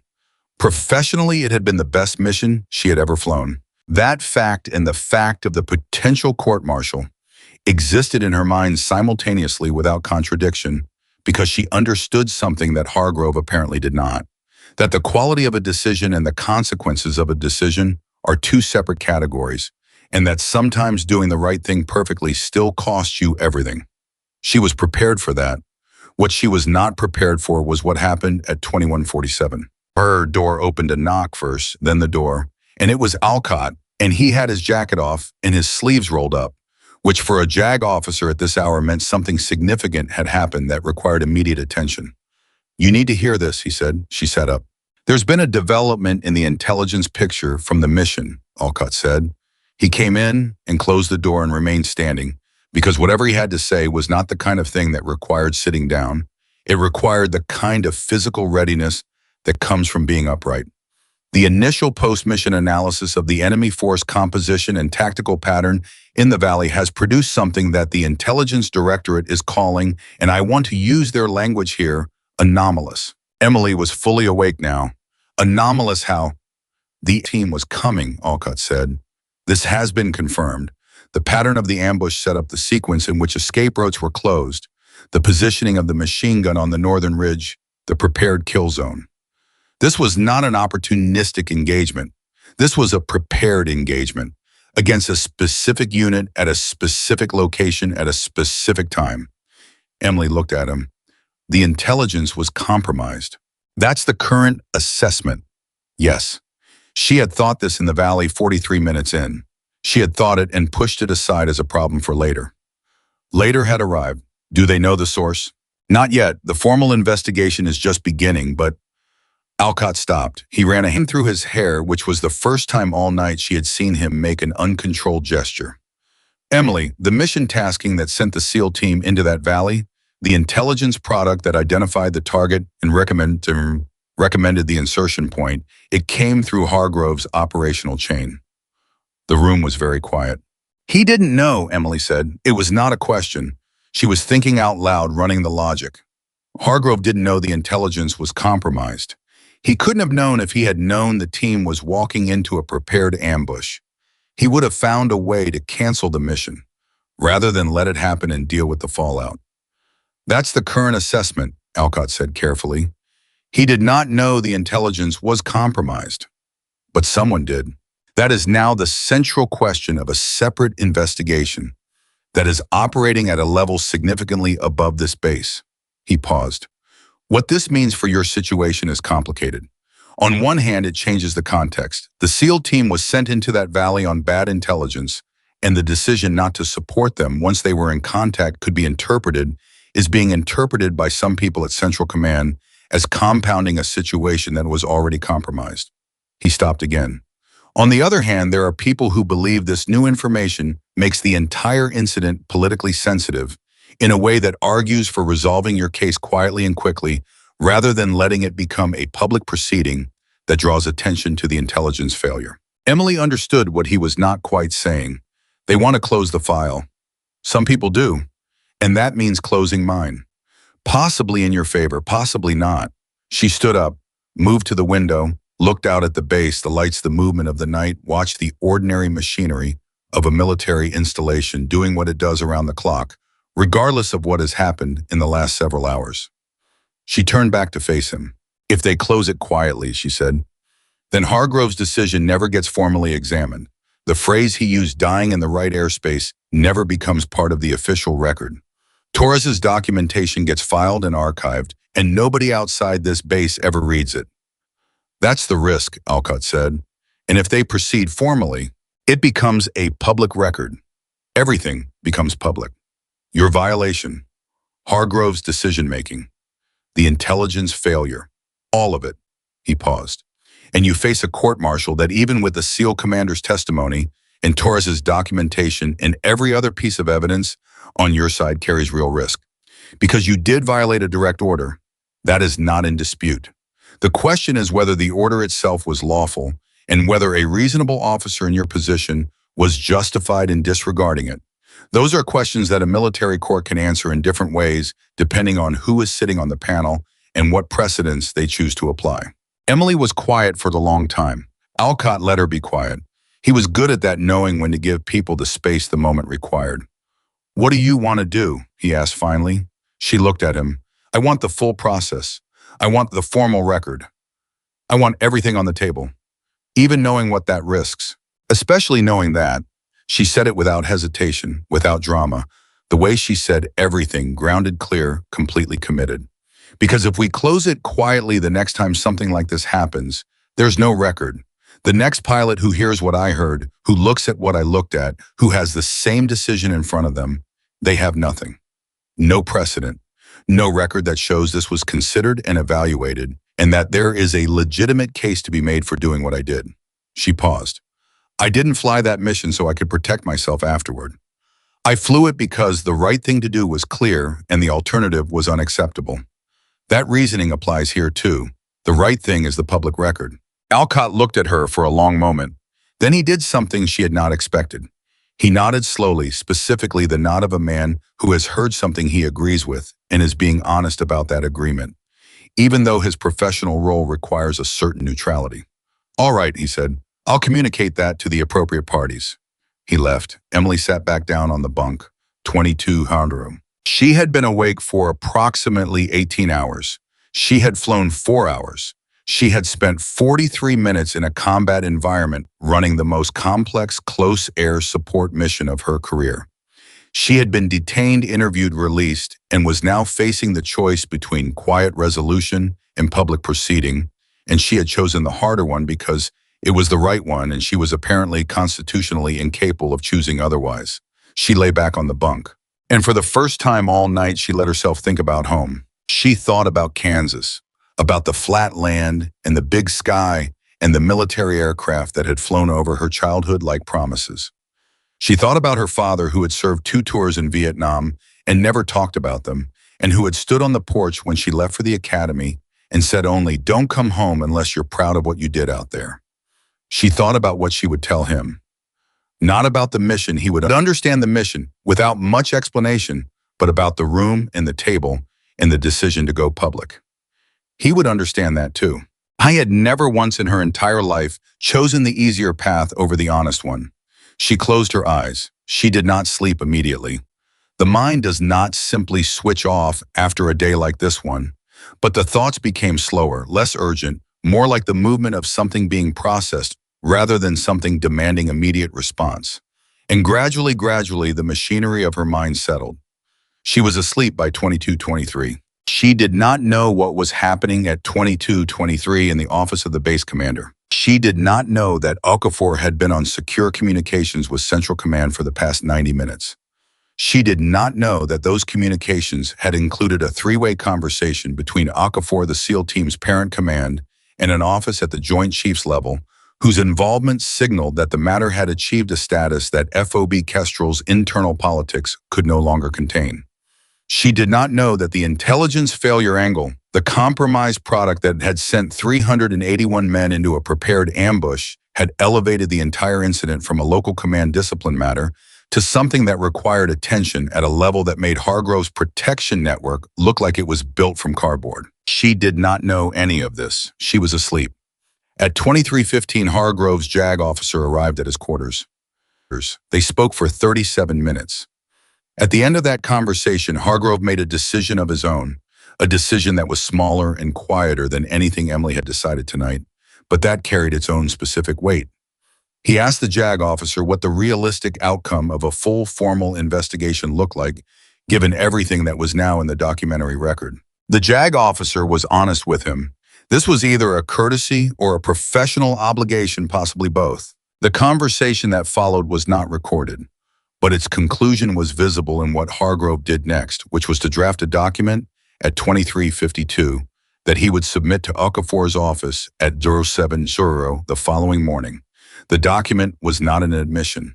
Military men of Hargrove's generation and rank do not write admissions. But it was a reframing, a careful, legally precise reframing of the command decisions made on the evening in question, which acknowledged that the standing orders regarding the restricted zone had been interpreted with maximum conservatism, given the political sensitivities, and that in retrospect, a more flexible interpretation might have been appropriate given the ground situation. It was in the language of men who do not apologize an apology. Emily did not know about that document either. What she knew when she woke up at 05:30, because her body had been waking itself up at 05:30 for 15 years, regardless of what had happened the previous day, was that she was still at FOB Kestrel, that the formal process had not yet produced any specific outcome, and that she needed to find coffee. She found it in the small officers' dining facility, which at 05:30 had 4 other occupants in the particular early morning quality of a place that is just beginning to function. She sat with her coffee and her thoughts and the knowledge that today was going to be complicated. At 06:15, Whitfield found her there. He sat down across from her without ceremony. He looked like he had not slept, or had slept badly, or had slept for 2 hours and then been woken by something that required his immediate attention. Probably all 3. "The investigation into the intelligence failure is expanding," he said. He was speaking quietly, even though they were the only 2 people in their section of the dining facility. "Old habit. As of this morning, it involves the Counterintelligence Directorate and at least 2 other agencies that I've been told about and am not going to name out loud." He paused. "This is going to be big. Bigger than the Valley. Bigger than the mission." "How does that affect my case?" Emily asked. "It complicates it in both directions." He wrapped his hands around his own coffee. "There are people at high levels who want your court-martial to proceed not because they think you were wrong, but because they need the chain of command question to be formally resolved in a way that sets clear precedent. The intelligence failure changes the political landscape, but it doesn't make the order violation question go away. I know. There are also people at high levels who want this closed quickly and quietly because a public proceeding attracts public attention. And public attention focused on the combination of a compromised intelligence product, a command decision that nearly killed 381 soldiers, and a female pilot who went in alone because nobody else would. That combination is not a news story. That's a congressional hearing. Emily set down her coffee. Good. Whitfield looked at her. You want a congressional hearing? I want the truth on the record, Emily said, whatever form that takes. If the only way to make sure it stays on the record is a congressional hearing, then yes. Good. Whitfield studied her for a long moment, and then something happened on his face that she had not seen there before, not in the operations room last night, not in the debriefing room afterward, not at any point in the past 12 hours. He looked for just a moment like a man who has been waiting a long time for someone to say a specific thing and has just heard it. I was in the operations room last night, he said quietly. When Hargrove said what he said, I was standing 3 feet away from him. Emily did not move. I didn't push back, Whitfield said. I said my piece. I told him they were going to run out of ammunition. I told him the timeline, but when he shut me down, I stopped. I didn't push further. I didn't escalate past him. He stopped. He looked at his coffee, then back at her. I told myself it was because pushing further wouldn't have changed anything, that he had made his decision and going above his head in real time would just create more confusion in a high-stakes situation. He paused. That was a rationalization. Yes, Emily said, not unkindly, not as a judgment, just as an honest response to an honest statement. If you had flown home, he said, if you had stayed in the authorized airspace, those 381 people, I know, I would have had to live with that. All of us in that room would have. He was quiet for a moment. You gave us something by not doing that, by making the choice that none of us made. You gave us the fact that they came home. And I know that sounds like I'm making your sacrifice about what it gave to us, and I don't mean it that way. I mean, he searched for the word. I mean that what you did had more consequences than just the valley. It reached all the way back to that operations room, and it changed what happened there retroactively. It changed what we are, all of us, because of what you did afterward. Emily was quiet. I will testify, Whitfield said. At whatever proceeding is convened, I will put on the record everything I heard and everything I saw and everything I failed to do. And the reason I will do that is the same reason you flew that mission. He looked directly at her. Because the truth matters more than protecting yourself. Emily picked up her coffee again, took a sip, set it down. She was going to say something. She had a response forming, something real and direct and honest, when her phone vibrated on the table. She looked at it. A message from Alcott. Come to the conference room immediately. Something has happened. She looked at Whitfield. He had seen the message. He stood up. Go, he said. I'll be there. She moved. The conference room was not large. When she arrived at 0631, Alcott was already there, along with Torres, along with 2 officers she did not recognize who had the particular quality of people who had traveled far and recently. One of them introduced himself as Colonel Marcus Dean from the Office of the Inspector General. He had a folder open on the table. Captain Carter, Dean said.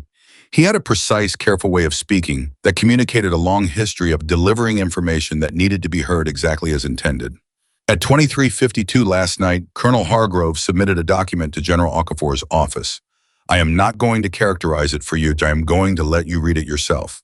He slid a printed copy across the table. Emily picked it up. She read it. She read it twice. It was not an admission. She had known it would not be. But within the careful legal language, within the passive constructions and the institutional hedging, the essential shape of the thing was visible. He had moved. Not far enough, not in the direction of full accountability. But he had moved, and in the world of men like Hargrove, movement was not nothing. She set it down. What does this mean for the formal process, she asked. Dean looked at her steadily. That is still being determined at levels above this installation. What I can tell you is that this document, combined with Torres's contemporaneous record, combined with Commander Walsh's after-action report, combined with the developing intelligence investigation, has produced a situation in which the formal evaluation of your conduct will not occur in isolation. He paused. Your actions will be evaluated in the full context of the evening.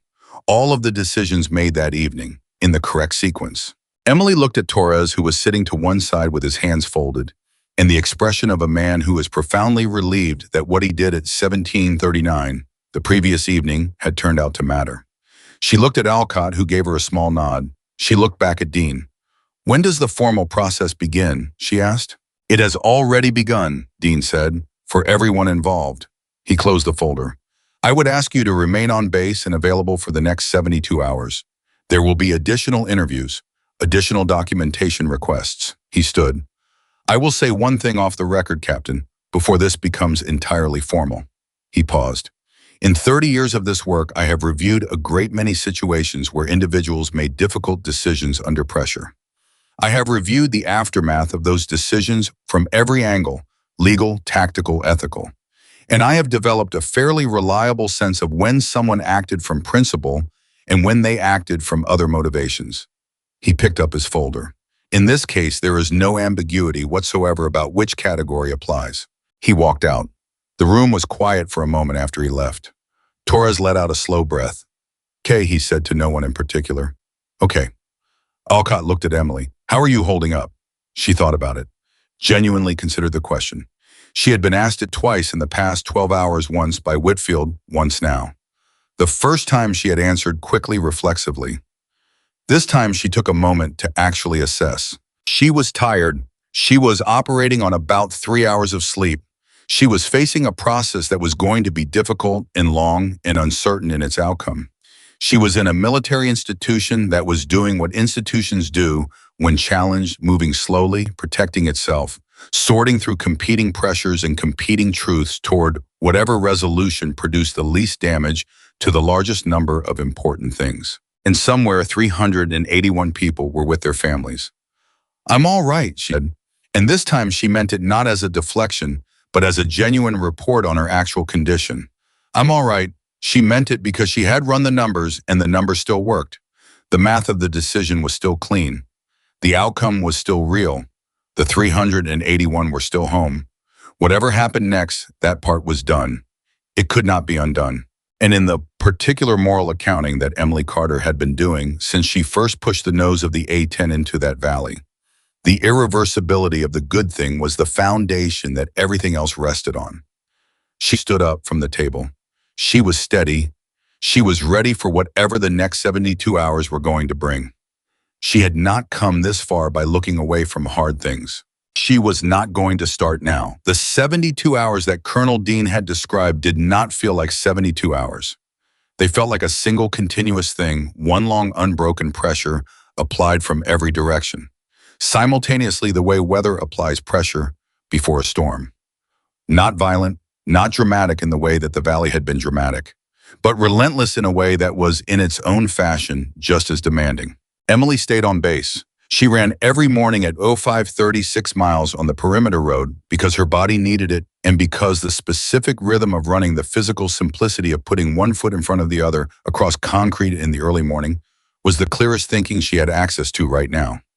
On the first morning, she passed 2 maintenance crew members who stopped what they were doing and watched her go by without saying anything. On the second morning, there were 4 of them. On the third morning, there were 9, and one of them, Powell, the master sergeant, with 30 years in, who had said they would have a hard time making the case, raised his coffee cup as she passed. Just that, just a raised cup.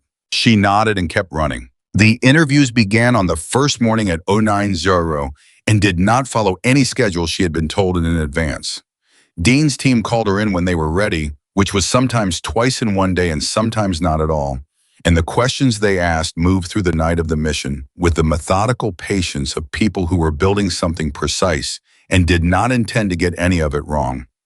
They asked her about the targeting, about the ammunition expenditure, about the fuel state at each decision point, about the specific radio transmissions and the specific responses, about the moment she switched channels and the moment she pushed the nose down, and every moment between those two things and the moment she landed. She answered everything, completely, without editing, without the strategic omissions that a person can be tempted toward when they know the answers are going to be evaluated by people with authority over their future. Alcott had told her before the first interview, "Tell the truth, all of it. The only version of this that works for you is the complete version." She had told him she understood. She did. She had understood it before he said it. The truth had been her only available strategy from the moment she pushed the nose down, because everything she had done was the kind of thing that either stands completely in the full light of honest examination or does not stand at all, and she had known that when she did it. On the afternoon of the second day, the interview shifted. Dean came in himself instead of sending one of his team. He sat down across from her and put a specific document on the table between them. Not the Hargrove document from the night of the mission, but something different. Something with a letterhead she recognized from the level of command it represented. "This is the preliminary finding of the intelligence investigation," he said. "I'm going to share relevant portions with you because they bear directly on the context of your decision-making." He read to her in precise, unadorned language. The intelligence product that had generated the SEAL team's mission had been compromised at the source. The specific insertion point recommended to the SEAL team, the valley, the approach route. The timing had been derived from a report that had been manipulated before it reached the operational planning level. The manipulation was not crude. It was sophisticated. It showed familiarity with how the intelligence product would be used and what parameters would trigger authorization for a mission of this type. Someone had known exactly how to make a trap look like a target. The investigation had not yet identified the source of the manipulation. That part was ongoing, involving agencies and authorities well above Phoebe Kestrel and well above anything that would be resolved in 72 hours. But the fact of the manipulation, the fact that the mission itself had been compromised before the first soldiers set foot in the valley, was confirmed. Emily absorbed this. She had known it in the valley. She had thought it, identified it, filed it away as a problem for later. Later had been arriving in stages ever since, and now here it was, confirmed, documented, the terrible logic of it complete. 381 men were sent into a prepared ambush, she said. Not as a question, as a statement of the thing that had to be said out loud. "That is the current assessment," Dean said, and Hargrove's decision not to authorize air support did not occur in the context of knowledge about the compromise, Dean said carefully. As far as the investigation can determine, Colonel Hargrove had no knowledge that the intelligence product was manipulated. His decision was made on the basis of the operational and political constraints as he understood them. "Which makes the decision worse in some ways," Emily said. "Not better." Dean looked at her. "Explain." "He didn't know they were in a trap. He didn't know they'd been set up. He thought it was a regular combat situation where a team was in contact and requesting support. And he still said no." She paused. "At least if he had known it was a trap, there might have been a strategic argument for the decision. Some calculus about not revealing intelligence awareness, some operational reason. But he didn't know any of that.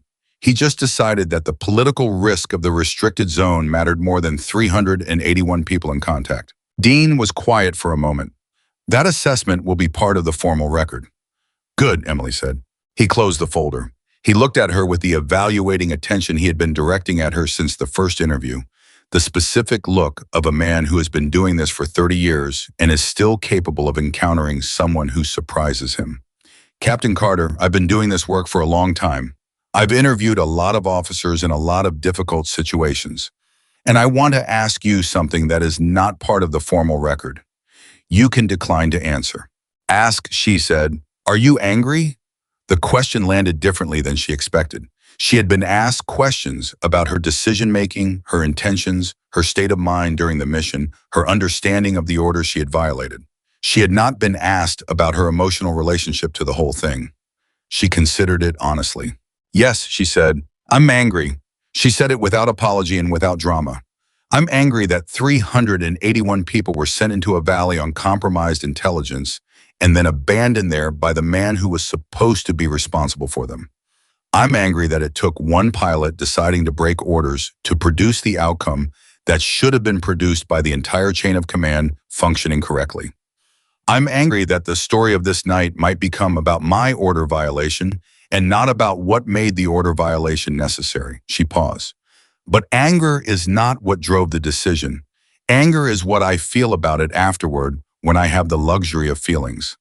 In the valley, there was no anger. There was only the math. Dean nodded slowly. The math, he said. You've used that phrase several times. It's how I think about it. There were 381 people. There was a fuel state. There was a storm. There were enemy positions. Those are numbers. They have correct answers. The correct answer to that math was not waiting for authorization. And the correct answer to this math, he gestured vaguely at the room, at the process, at everything the past 72 hours represented. Same principle, Emily said. The truth is the truth. It has correct answers. The correct answer is putting everything on the record and letting the evaluation happen honestly. He stood, he gathered his folder. At the door he stopped, and she had the sense that he was going to say the same kind of thing he had said at the end of their first meeting, something precise and honest, that sat at the edge of what the formality of his role permitted him to say. There will be a formal proceeding, he said. The date has not been set, but I want you to know because you will hear various versions of this from various sources over the coming days, that the nature of that proceeding has changed significantly from what Colonel Hargrove filed for on the night of the mission. He paused. Significantly. He left. Emily sat with that word, significantly. She was still sitting with it at 14:30 when Alcott came to find her. He sat down and did not lead with pleasantries. He never did, which was one of the things she appreciated about him. The formal charge has been modified, he said. As of this morning, it is no longer a court-martial referral. It has been reclassified as an Article 32 preliminary hearing, essentially an investigation phase that will determine whether a court-martial is warranted at all. He watched her face. That's a significant de-escalation from where Hargrove had it filed. Because of Dean's investigation. Partly, also because, and this is where it gets complicated, 3 United States senators have in the past 48 hours made inquiries to the Department of Defense about the incident. Not public inquiries, private ones. But inquiries from senators on the Armed Services Committee carry a specific weight that private inquiries from other people do not. Emily stared at him. How did senators know about this? Alcott opened his hands slightly. Commander Walsh has been at home for 2 days. He has a phone. He has contacts. And apparently he is not a man who sits quietly when he believes that someone who saved his life is being treated unjustly. He paused. He also, it turns out, went to Annapolis with one of those senators. They were in the same class. Emily thought about Walsh standing in the hallway of this base 2 days ago with his bandaged arm and his 14 years of combat and his voice that she recognized from the radio. She thought about him saying that he was going to go home and see his daughter. She thought about what a man does after something like that when he gets home. He makes phone calls. He didn't tell me he was going to do that, she said. Would you have asked him not to? She thought about it. No, she said. No, I wouldn't have. Then it's probably fine that he didn't ask. She almost smiled. Again close, not quite there. What does the Article 32 mean in terms of timeline? The preliminary investigation will take several weeks, possibly longer given the complexity of the parallel intelligence investigation. During that time, you are technically under administrative review. You cannot fly operational missions, but you are not suspended from duty, and you are not confined. He paused. And during that time, the evidence picture can continue to develop. Both directions. Both directions, she repeated. The charges could be dropped entirely, or a court-martial could still be recommended, or he hesitated.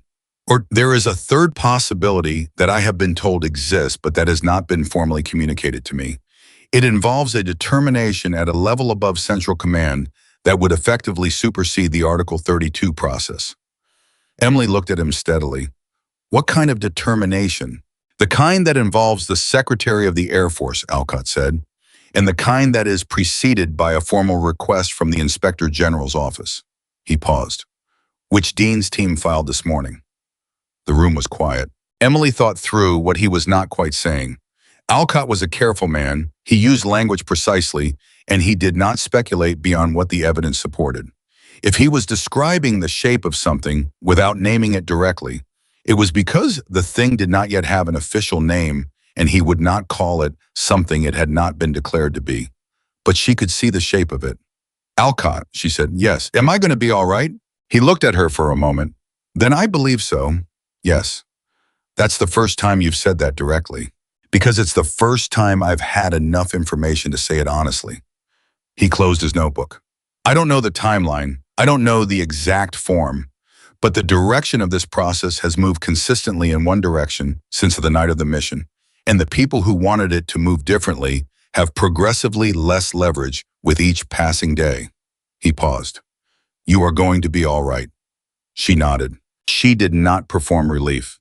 She felt it a loosening of something that had been held tightly for days, but she kept it internal, the way she kept most things internal.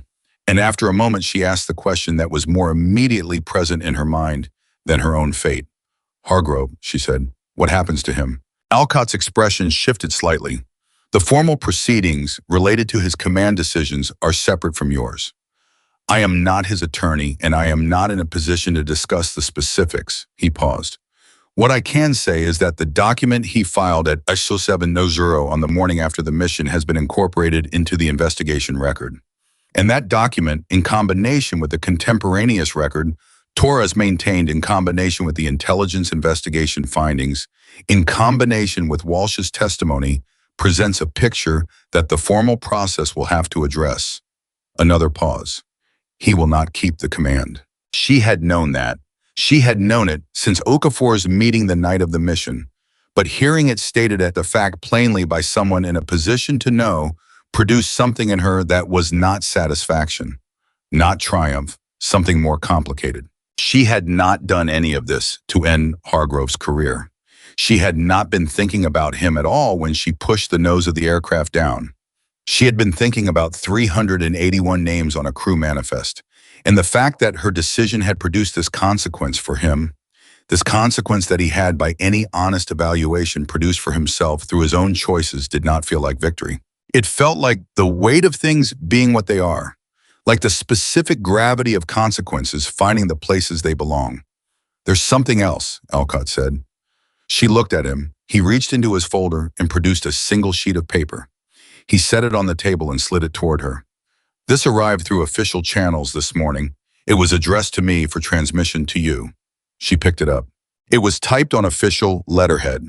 She read the header and stopped. Read it again. The letterhead was from the office of the SEAL Team's parent command. Below the header, the text was brief, precise military. Brief, the kind of language that says the maximum in the minimum number of words. It was a formal commendation, not the commendation requests that Walsh had filed from Marquez. That had been the initial request, the opening move. This was the formal document reviewed, approved, signed it at the appropriate level, entered into the official record.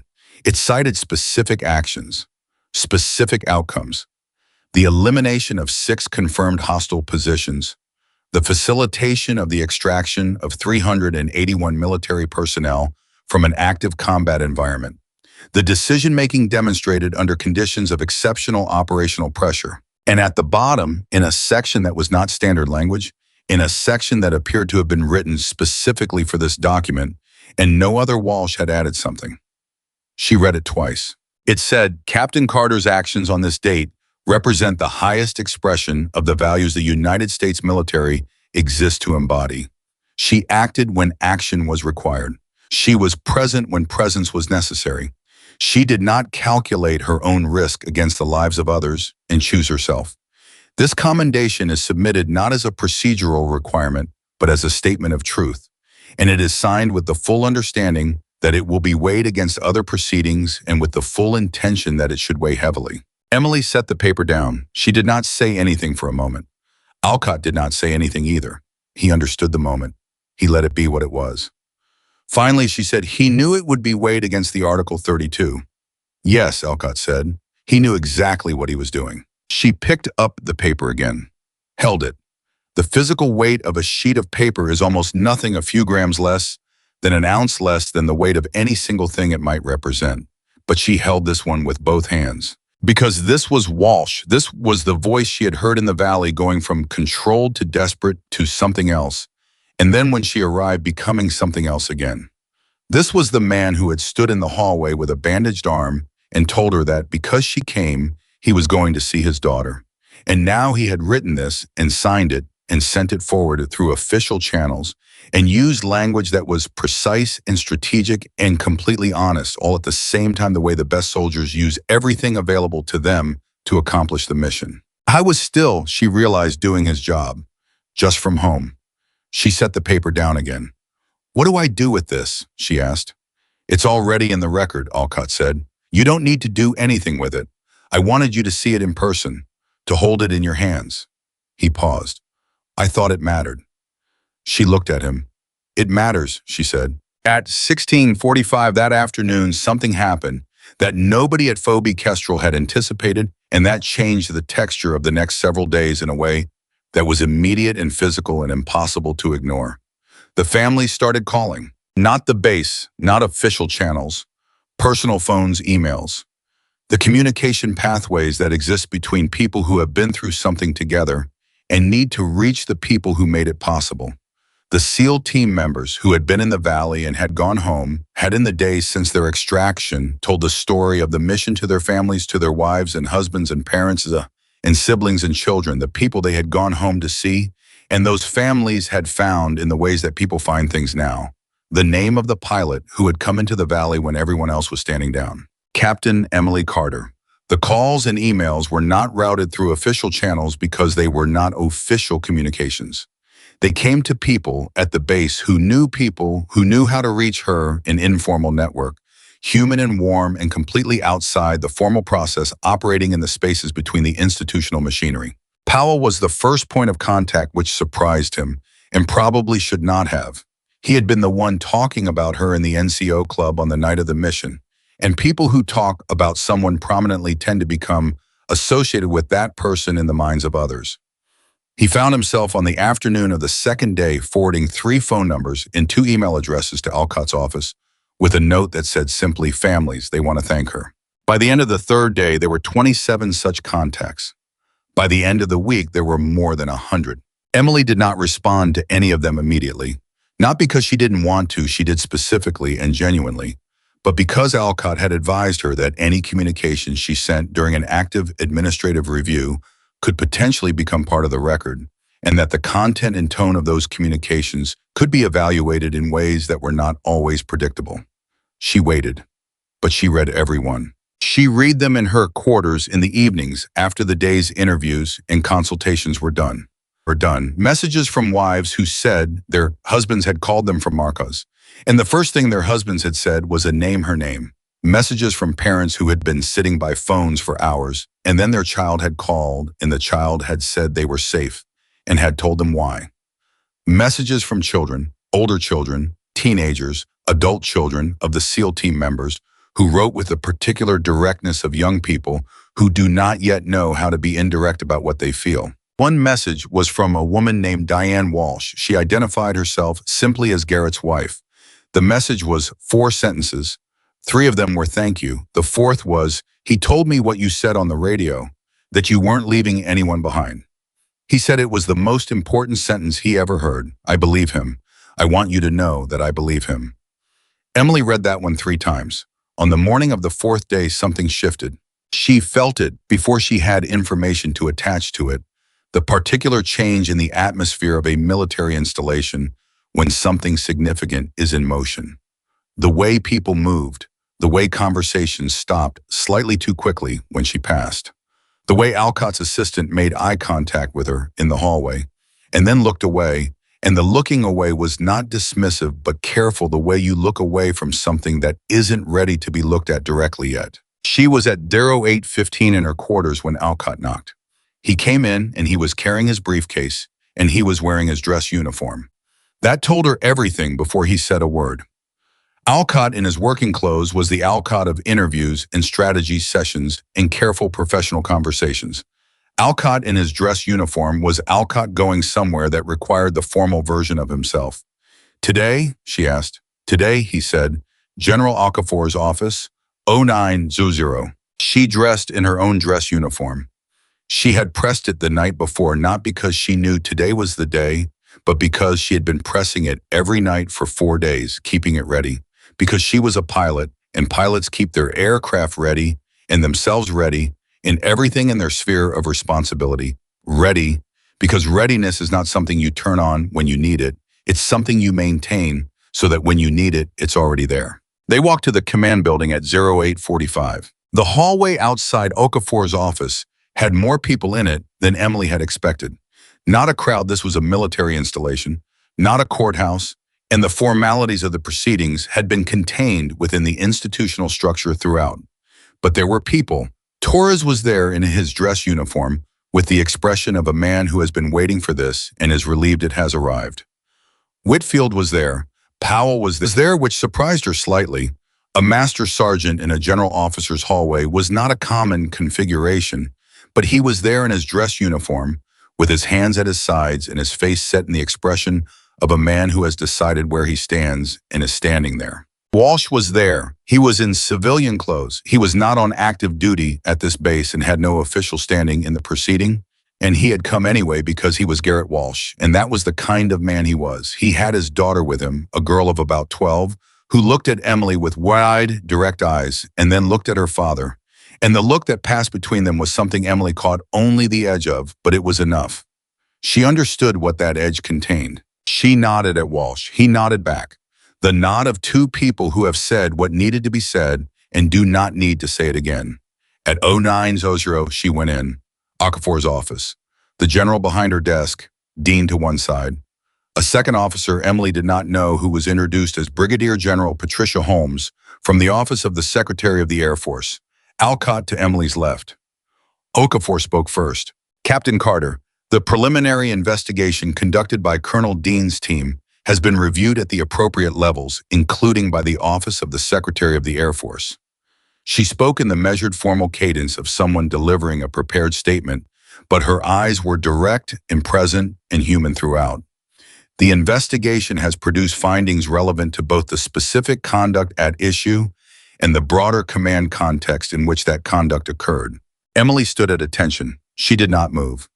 The investigation has found that Captain Emily Carter did violate the standing operational order regarding the restricted airspace zone on the evening in question. Okafor said, "This finding is on the record and is not disputed." A pause.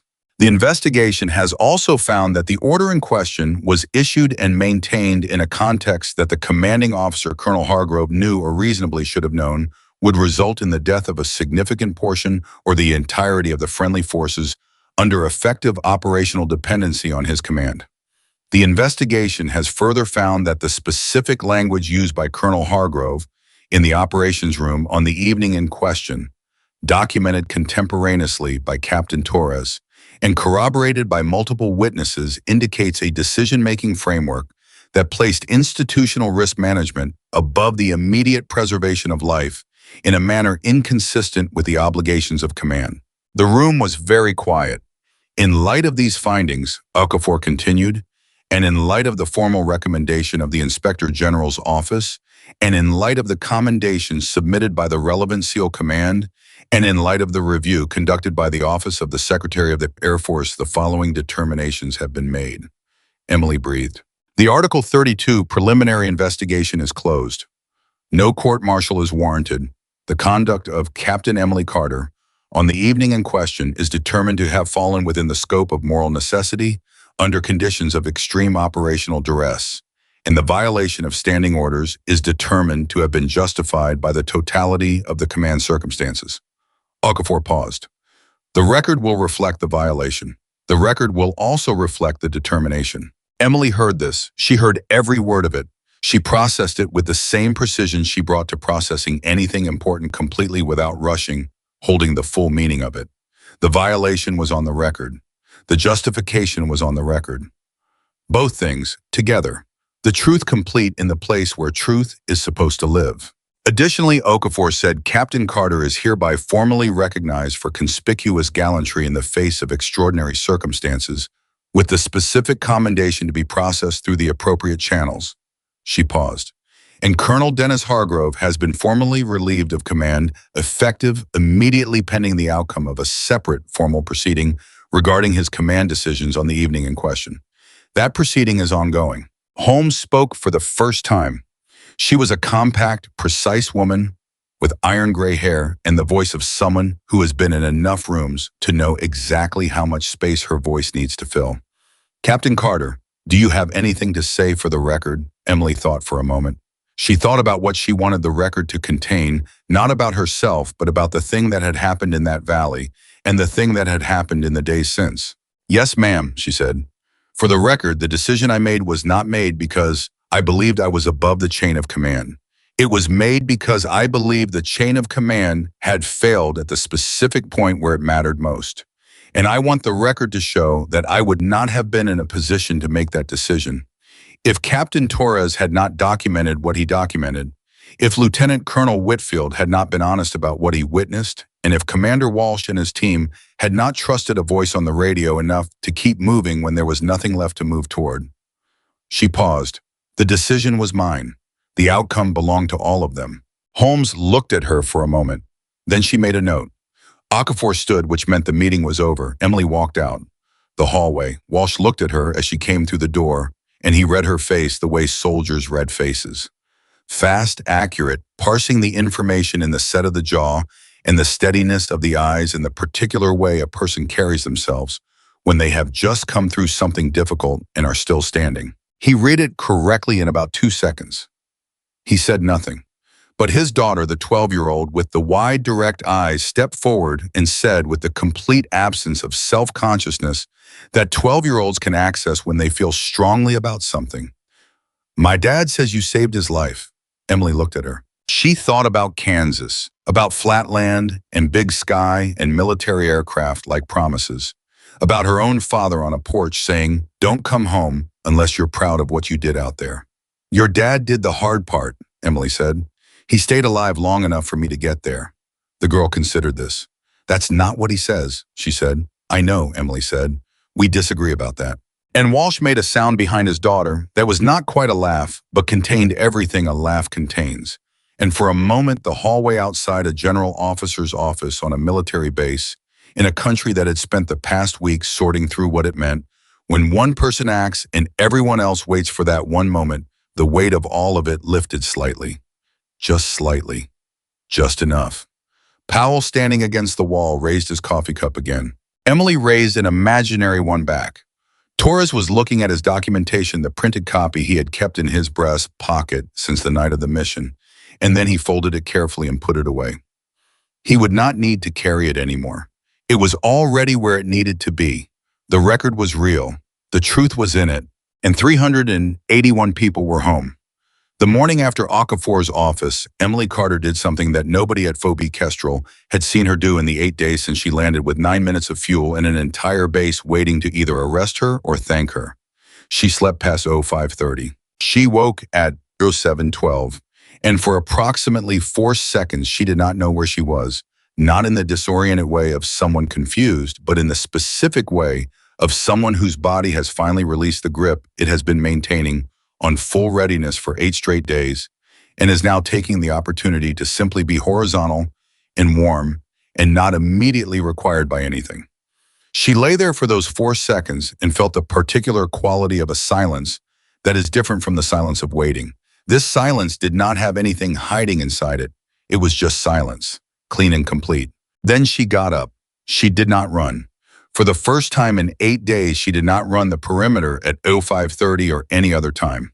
She walked to the dining facility and got coffee and sat with it and did not review anything, did not run calculations, did not prepare for any conversation, just sat with the coffee in the morning in the specific knowledge that the process was concluded and the record was real and the truth was in it.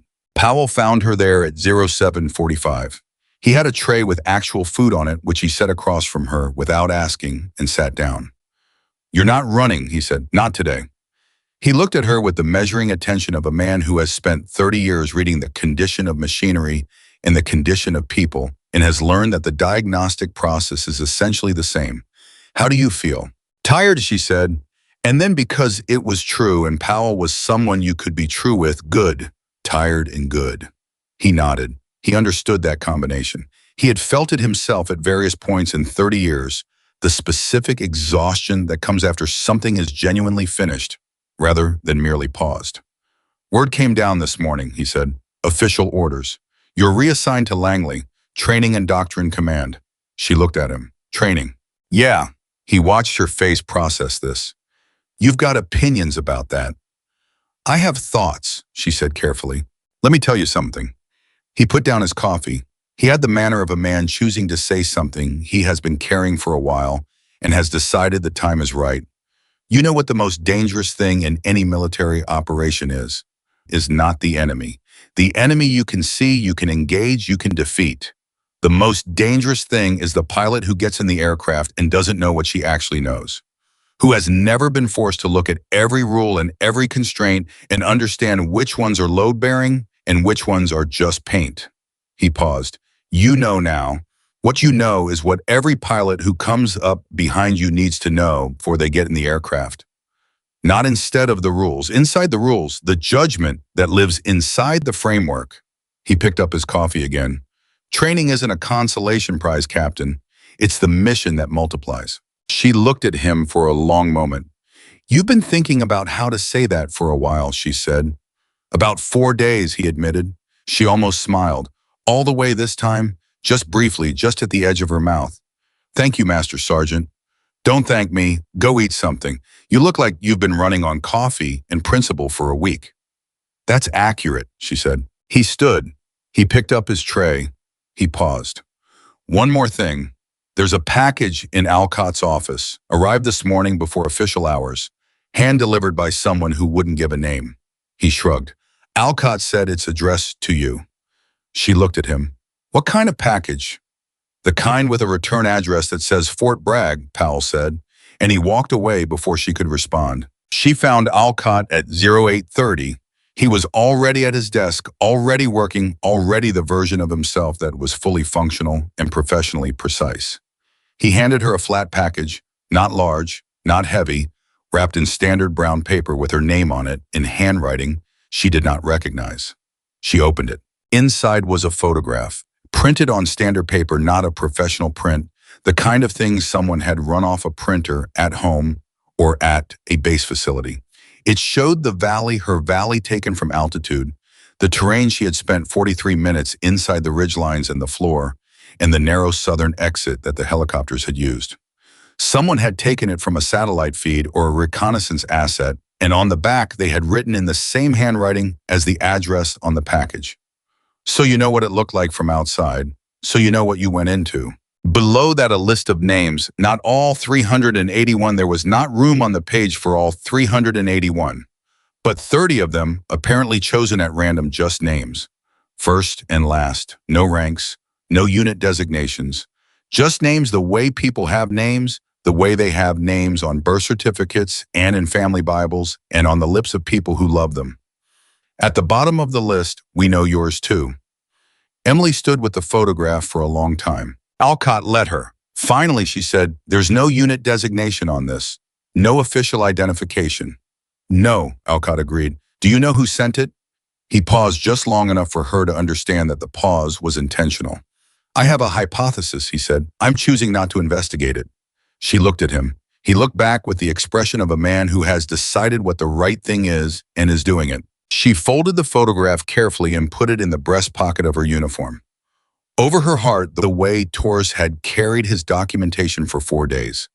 The same instinct, the same understanding of what certain things needed to be kept close to. My orders, she said. Langley, reporting date in 3 weeks. He opened a folder. I want to walk you through the formal record as it now stands. What's in it, what it says, what future proceedings can and cannot use from it. She sat down. She listened carefully. She asked precise questions.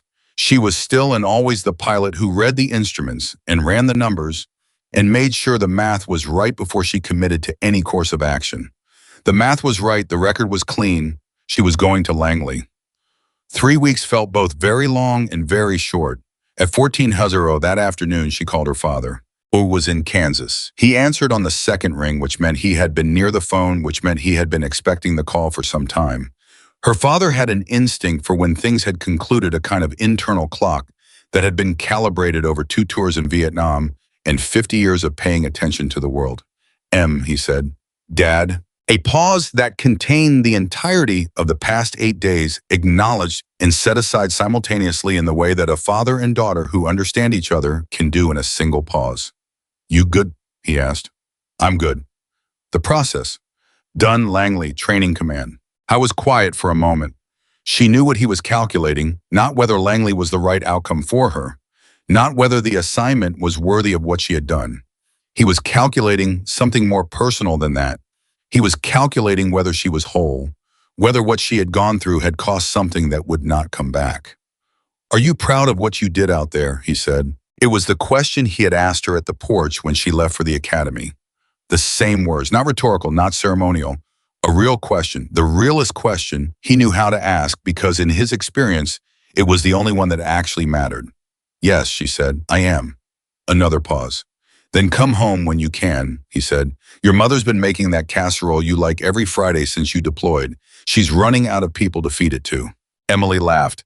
An actual laugh, full and genuine, the first one in 8 days that did not have anything complicated underneath it. Tell her to make it Friday. I'll be there. She'll make it Friday regardless, her father said. That's not news. The news is that you'll be there to eat it. She hung up. She sat with the phone in her hand and the warm residue of the laugh still in her chest, and she thought this. This is what it was for. Not in an abstract sense, not in the sense of political or institutional vindication, in the most specific, immediate sense. This specific laugh, this specific Friday, her mother's casserole and her father's questions, and the ordinary, irreplaceable texture of being home. This is what 381 people got to go back to. Multiplied by 381. The math again, always the math. At 16:30, she got a call from a number she did not recognize. She answered because she had been answering everything this week, every number, every call, every person who needed to reach her through whatever channel was available. The voice on the other end was a woman. She sounded like she was about 60, maybe 65, with a Texas accent that had been softened by years but not eliminated. She said, "Is this Captain Carter, Emily Carter?" "Yes, ma'am," Emily said. "My name is Ruth Holloway. My son James was in the valley." A pause. "He called me when he got out from the helicopter, before they even landed. He called me from the air." Another pause, and in this one, Emily could hear the specific quality of a person holding something large inside their chest. Not grief, but the compressed counterpart to grief, the thing that lives on the other side of the moment, when you think you're going to lose someone, and then you don't. He could barely talk. He said, "Mama, a lady in an airplane came and she saved us." That's exactly what he said. A lady in an airplane. He's 26 years old and he said it like a little boy. The woman stopped, gathered herself. I needed to call and say that. I needed you to know that I know your name, that I'm going to say it for the rest of my life. I'm going to say it to my grandchildren. I'm going to tell them there was a woman named Emily Carter who flew into a valley when everyone else said no, and because she did that, their Uncle James came home. Another pause. Is that all right? Is it all right that I say that? Emily pressed her free hand flat against her leg. Steady, always steady. "Yes, ma'am," she said. Her voice was even. "It's all right." "Thank you," Ruth Holloway said. "For my James, thank you." They spoke for 7 more minutes. Emily did not remember afterward exactly what she said, not because it wasn't real, but because some conversations are not about the words. They are about the contact between two people across a distance, the specific human act of reaching through all the things that separate people and acknowledging what is true. What was true was that James Holloway was alive. What was true was that his mother had been 62 years old and sitting in a house in Texas and had heard her phone ring and had heard his voice, and everything that had been accumulating in the hours before that call had released at once. What was true was that Emily Carter had been in a cockpit 43 minutes and had done the math. The calls kept coming. Not all of them.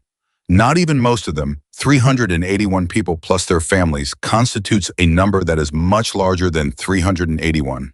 And not all of them would call, and not all of them would know how to reach her, and some of them would express what they felt in ways that never traveled as far as a phone call. But the calls that did come over the following days and then the following weeks formed a pattern that Emily absorbed slowly and carefully, the way she absorbed any significant information completely, without rushing, holding each piece in its proper place. A wife in Georgia who said her husband had not slept well since Ramadi 4 years ago and had slept 9 hours straight on the night he came home from the valley. A father in Ohio who had served in the first Gulf War and said he understood in a way that most people don't what it cost to make the decision she made. A 19-year-old sister from somewhere in the Pacific Northwest who sent an email that was mostly lowercase and abbreviated in the width of someone who communicates primarily through a phone, and whose last line read, "My brother showed me the valley on Google Maps. It looks really small from up there. IDK how you did it, but thank you." She answered everyone. She sat with her laptop in her quarters at FOB Kestrel in the evenings of the final week before her departure for Langley, and she wrote back to every person who had written to her, and she called every person who had called and left a number. She did not write form responses. She wrote specific ones, specific to what each person had said, specific to the son or daughter, or spouse or sibling whose name they had given her. She did not accept the gratitude with false modesty. She did not deflect it entirely. She received it with the same directness she brought to everything else, and she said what was true, which was, "Your person fought hard to still be alive when I got there. I had the aircraft and the ammunition and the training. They had the will. Those are not separate contributions." That was the truth. She held it. On the day before she left FOB Kestrel, something happened that she had not expected and that she would think about later for a long time. Hargrove asked to speak with her. Alcott advised her that she was under no obligation to agree. The formal proceedings were ongoing. The legal landscape was still complex. Anything said in an unofficial conversation could potentially complicate things. All of that was accurate. She agreed to the meeting anyway. They met in a small conference room at U900. Hargrove was not in his dress uniform. He was in working clothes. He looked like a man who had been sleeping badly for 9 days, which he probably had. His career was effectively over, not yet formally concluded, but over in all the ways that matter, because a man who has been relieved of command in these circumstances does not return to meaningful authority. He knew that. It was visible in the way he held himself still upright, still the posture of 31 years, but without the specific quality that had been there before. The quality of a man who believes the institution is behind him. He sat down. He looked at her for a moment without speaking. Then he said, "I know you don't owe me this conversation." "No," she agreed, "I don't." He looked at the table, then back at her. I've been going over it, every decision, every moment." He paused. "I've been trying to understand how I got to that point, how I said what I said." Another pause. "I don't have a good answer for you. I've been a military officer for 31 years, and I have always believed that I understood what the job was. And in that operations room with everything that was happening, I arrived at a calculation that was wrong. I know it was wrong. I'm not asking you to tell me otherwise." Emily studied him. She was not comfortable exactly. This was not a comfortable situation, but she was present in it, fully present, listening to what was actually being said. "What are you asking?" she said. I was quiet for a moment. "I'm not sure," he said. And the honesty of that, the admission that he did not have a clear purpose that he had asked for this meeting from some need that he could not quite articulate, was the most human thing she had seen from him. More human than any of the formality that had surrounded him since the night of the mission. "Maybe I'm asking if you understand how it happens. How a person who has done this for 31 years ends up in a room saying something like that." Emily looked at him. She thought about it seriously, gave it the genuine consideration it deserved, not as a favor to him, but because the question itself was real and important. "Fear," she said, finally. "Not physical fear, institutional fear, the fear of the consequence that falls on you specifically. I think it's possible to spend so many years inside an institution that the institution's risk becomes indistinguishable from your own risk. And when those two things collapse into each other, the institution's self-protection starts to feel like personal survival." She paused.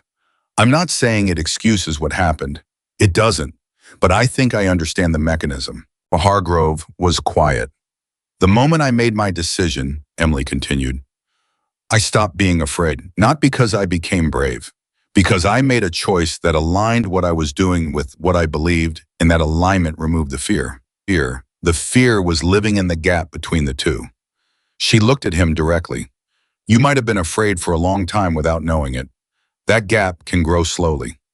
He said nothing. He nodded. Once. Small. He stood up. She stood up.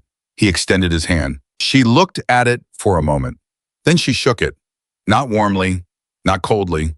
Simply the way two people acknowledge each other across a complicated distance when there is nothing more useful to be done.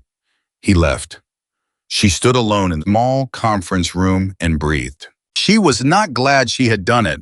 She was not sorry. She was just clear the way she was always clear after a decision that aligned with what she believed. The particular clean quality of having done the right thing without knowing in advance exactly what it would cost. She went back to packing. The flight to Langley departed at 14:00 the following day. At 13:00, she walked through the base for the last time.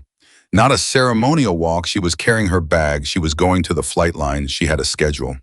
But she walked slowly, which was unusual for her because she wanted to see things without the urgency of a situation requiring her attention. She passed the maintenance bay where Powell worked. He was there. He raised his coffee cup without looking up from what he was doing. She passed Torres's station in the operations center. He was at his desk on duty, doing the specific patient work of someone who documents things accurately and keeps the record honest. He looked up when she passed and gave her a small nod that meant everything it needed to mean without requiring words. She passed the tarmac where she had landed 8 days ago with 9 minutes of fuel. Her aircraft was there. The same one, another crew had serviced it. It had been cleared for operational missions 3 days ago. It had flown 2 since then, neither of which she had piloted, and it wore no sign of what had happened inside it 9 days ago. Aircraft are like that. They carry the mission, and then they are ready for the next one. They do not keep the weight. She stopped and looked at it for a moment. She thought about the targeting pod, the fuel gauge. The fuel gauge, most of all that specific number at that specific moment when she checked it, and it said 11 minutes. And she had already done everything that needed to be done. She had been enough. The aircraft and the ammunition and the training and the will and the math, all of it together had been enough. She picked up her bag. She walked to the flight line. At 13:45, just before she boarded, her phone buzzed with a message from a number she had by now memorized because she had seen it enough times. Walsh, the message said, "I heard you're leaving today. My daughter wants me to tell you something. She says when she grows up, she wants to fly an airplane." Emily read it twice. She thought about Kansas, about big sky and flat land and the military aircraft that had flown over her childhood like promises. About what it looks like to a child, that specific moment when something moves across the sky above you and something moves in your chest in response. And those two movements are the same movement, and you know something about yourself that you did not know before. She wrote back, "Tell her the math is the most important part. Tell her to learn the math."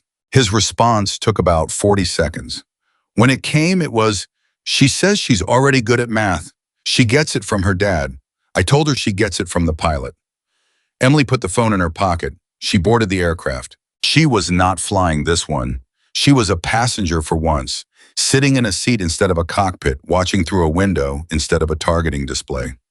She settled in and looked out at Phoebe Kestrel as the aircraft taxied, and she did not feel what she had expected to feel, which was relief at leaving. What she felt was something more like completion. Not an ending, a completion. The difference between stopping and finishing. She had come here on a routine patrol. She had found something else entirely. She had made the decision that the situation required. She had paid the price the decision required. She had stood inside the formal process and insisted that the truth be the version that survived. And now she was going to Langley to stand in front of the pilots who were coming up behind her and tell them what she knew. Not as doctrine, not as instruction, as honest testimony from someone who had been inside the moment and could report back on what it actually contained. She was going to tell them about the math, about the fuel state in the weapons load, in the enemy positions, in the 38 minutes of ammunition that turned out to be exactly enough. She was going to tell them that there is a version of following orders that is right and a version that is wrong, and that the difference between them is visible if you are willing to look at it honestly, and that looking at it honestly is the hardest thing the uniform asks of you, harder than the physical demands, harder than the fear, harder than the exhaustion. She was going to tell them that the chain of command is real and important, and that it has a bottom as well as a top, and that the bottom is where they will always stand, and that from the bottom you can see things that the top cannot, and that what you do with that vision is the definition of who you are. She was going to tell them about the valley, about the 43 minutes, about the fuel gauge at 11 minutes, about the voice on the radio going from controlled to desperate to something else, and what it means to be the person who changes that something else into something more. She was going to tell them that the most important radio call of her career was 4 words. 4 words in a valley she had never been in before and has never been in since. 4 words spoken to a man she could not see, whose name she had read on a crew manifest that morning, and not memorized but not forgotten. You're not leaving anyone behind. She had meant it as a statement of intent, a mission parameter, a simple operational commitment in plain English. She had not known when she said it that it would become the sentence that traveled farther than the aircraft, that it would go home with 381 people and live in the memory of everyone they went home to, that a 62-year-old woman in Texas would hear it from her son, described in the simplest terms from the back of a helicopter that was still in the air, that a 12-year-old girl in a hallway would carry it into the future and eventually maybe into a cockpit of her own. She had not known any of that. She had just run the numbers. She had just pushed the nose down. She had just stayed. The aircraft lifted from the runway at a Phoebe Kestrel at 14:03, 3 minutes behind schedule, which in the context of the past 9 days was practically instantaneous. Emily watched the base fall away below her, the maintenance bays in the operations center, in the tarmac, in the small conference room, in the debriefing room, in the hallway where Walsh had stood with his bandaged arm and his daughter, and then the base was gone and there was only the sky. She had always loved the sky.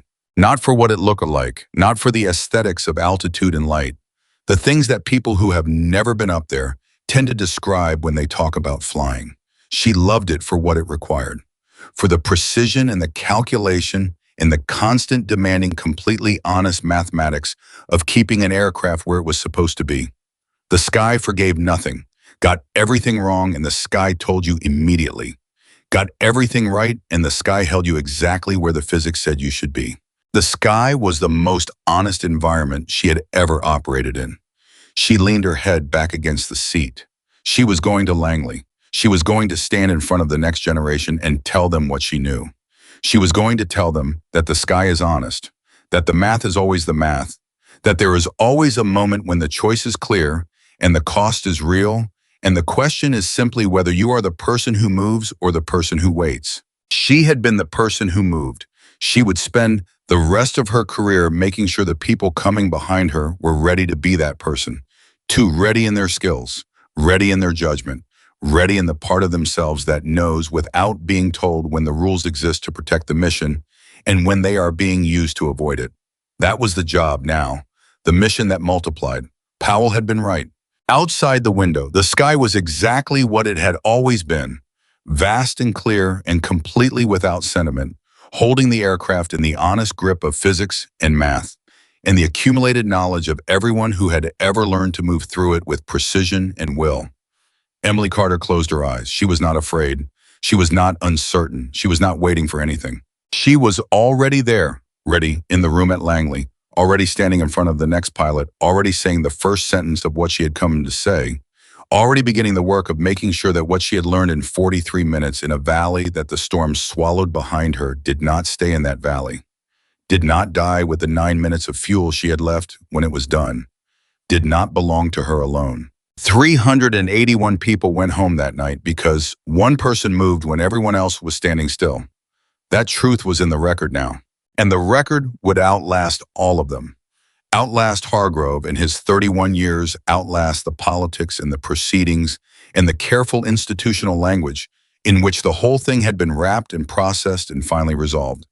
The record would be there when the next pilot sat in the next cockpit and heard the next impossible radio call and ran the numbers and arrived at the moment where the choice was clear. And in that moment, somewhere in the back of what that pilot knew, somewhere in the accumulated weight of what had been taught and recorded and honestly set down, there would be a voice, steady, precise, completely without performance, saying you are not leaving anyone behind tonight.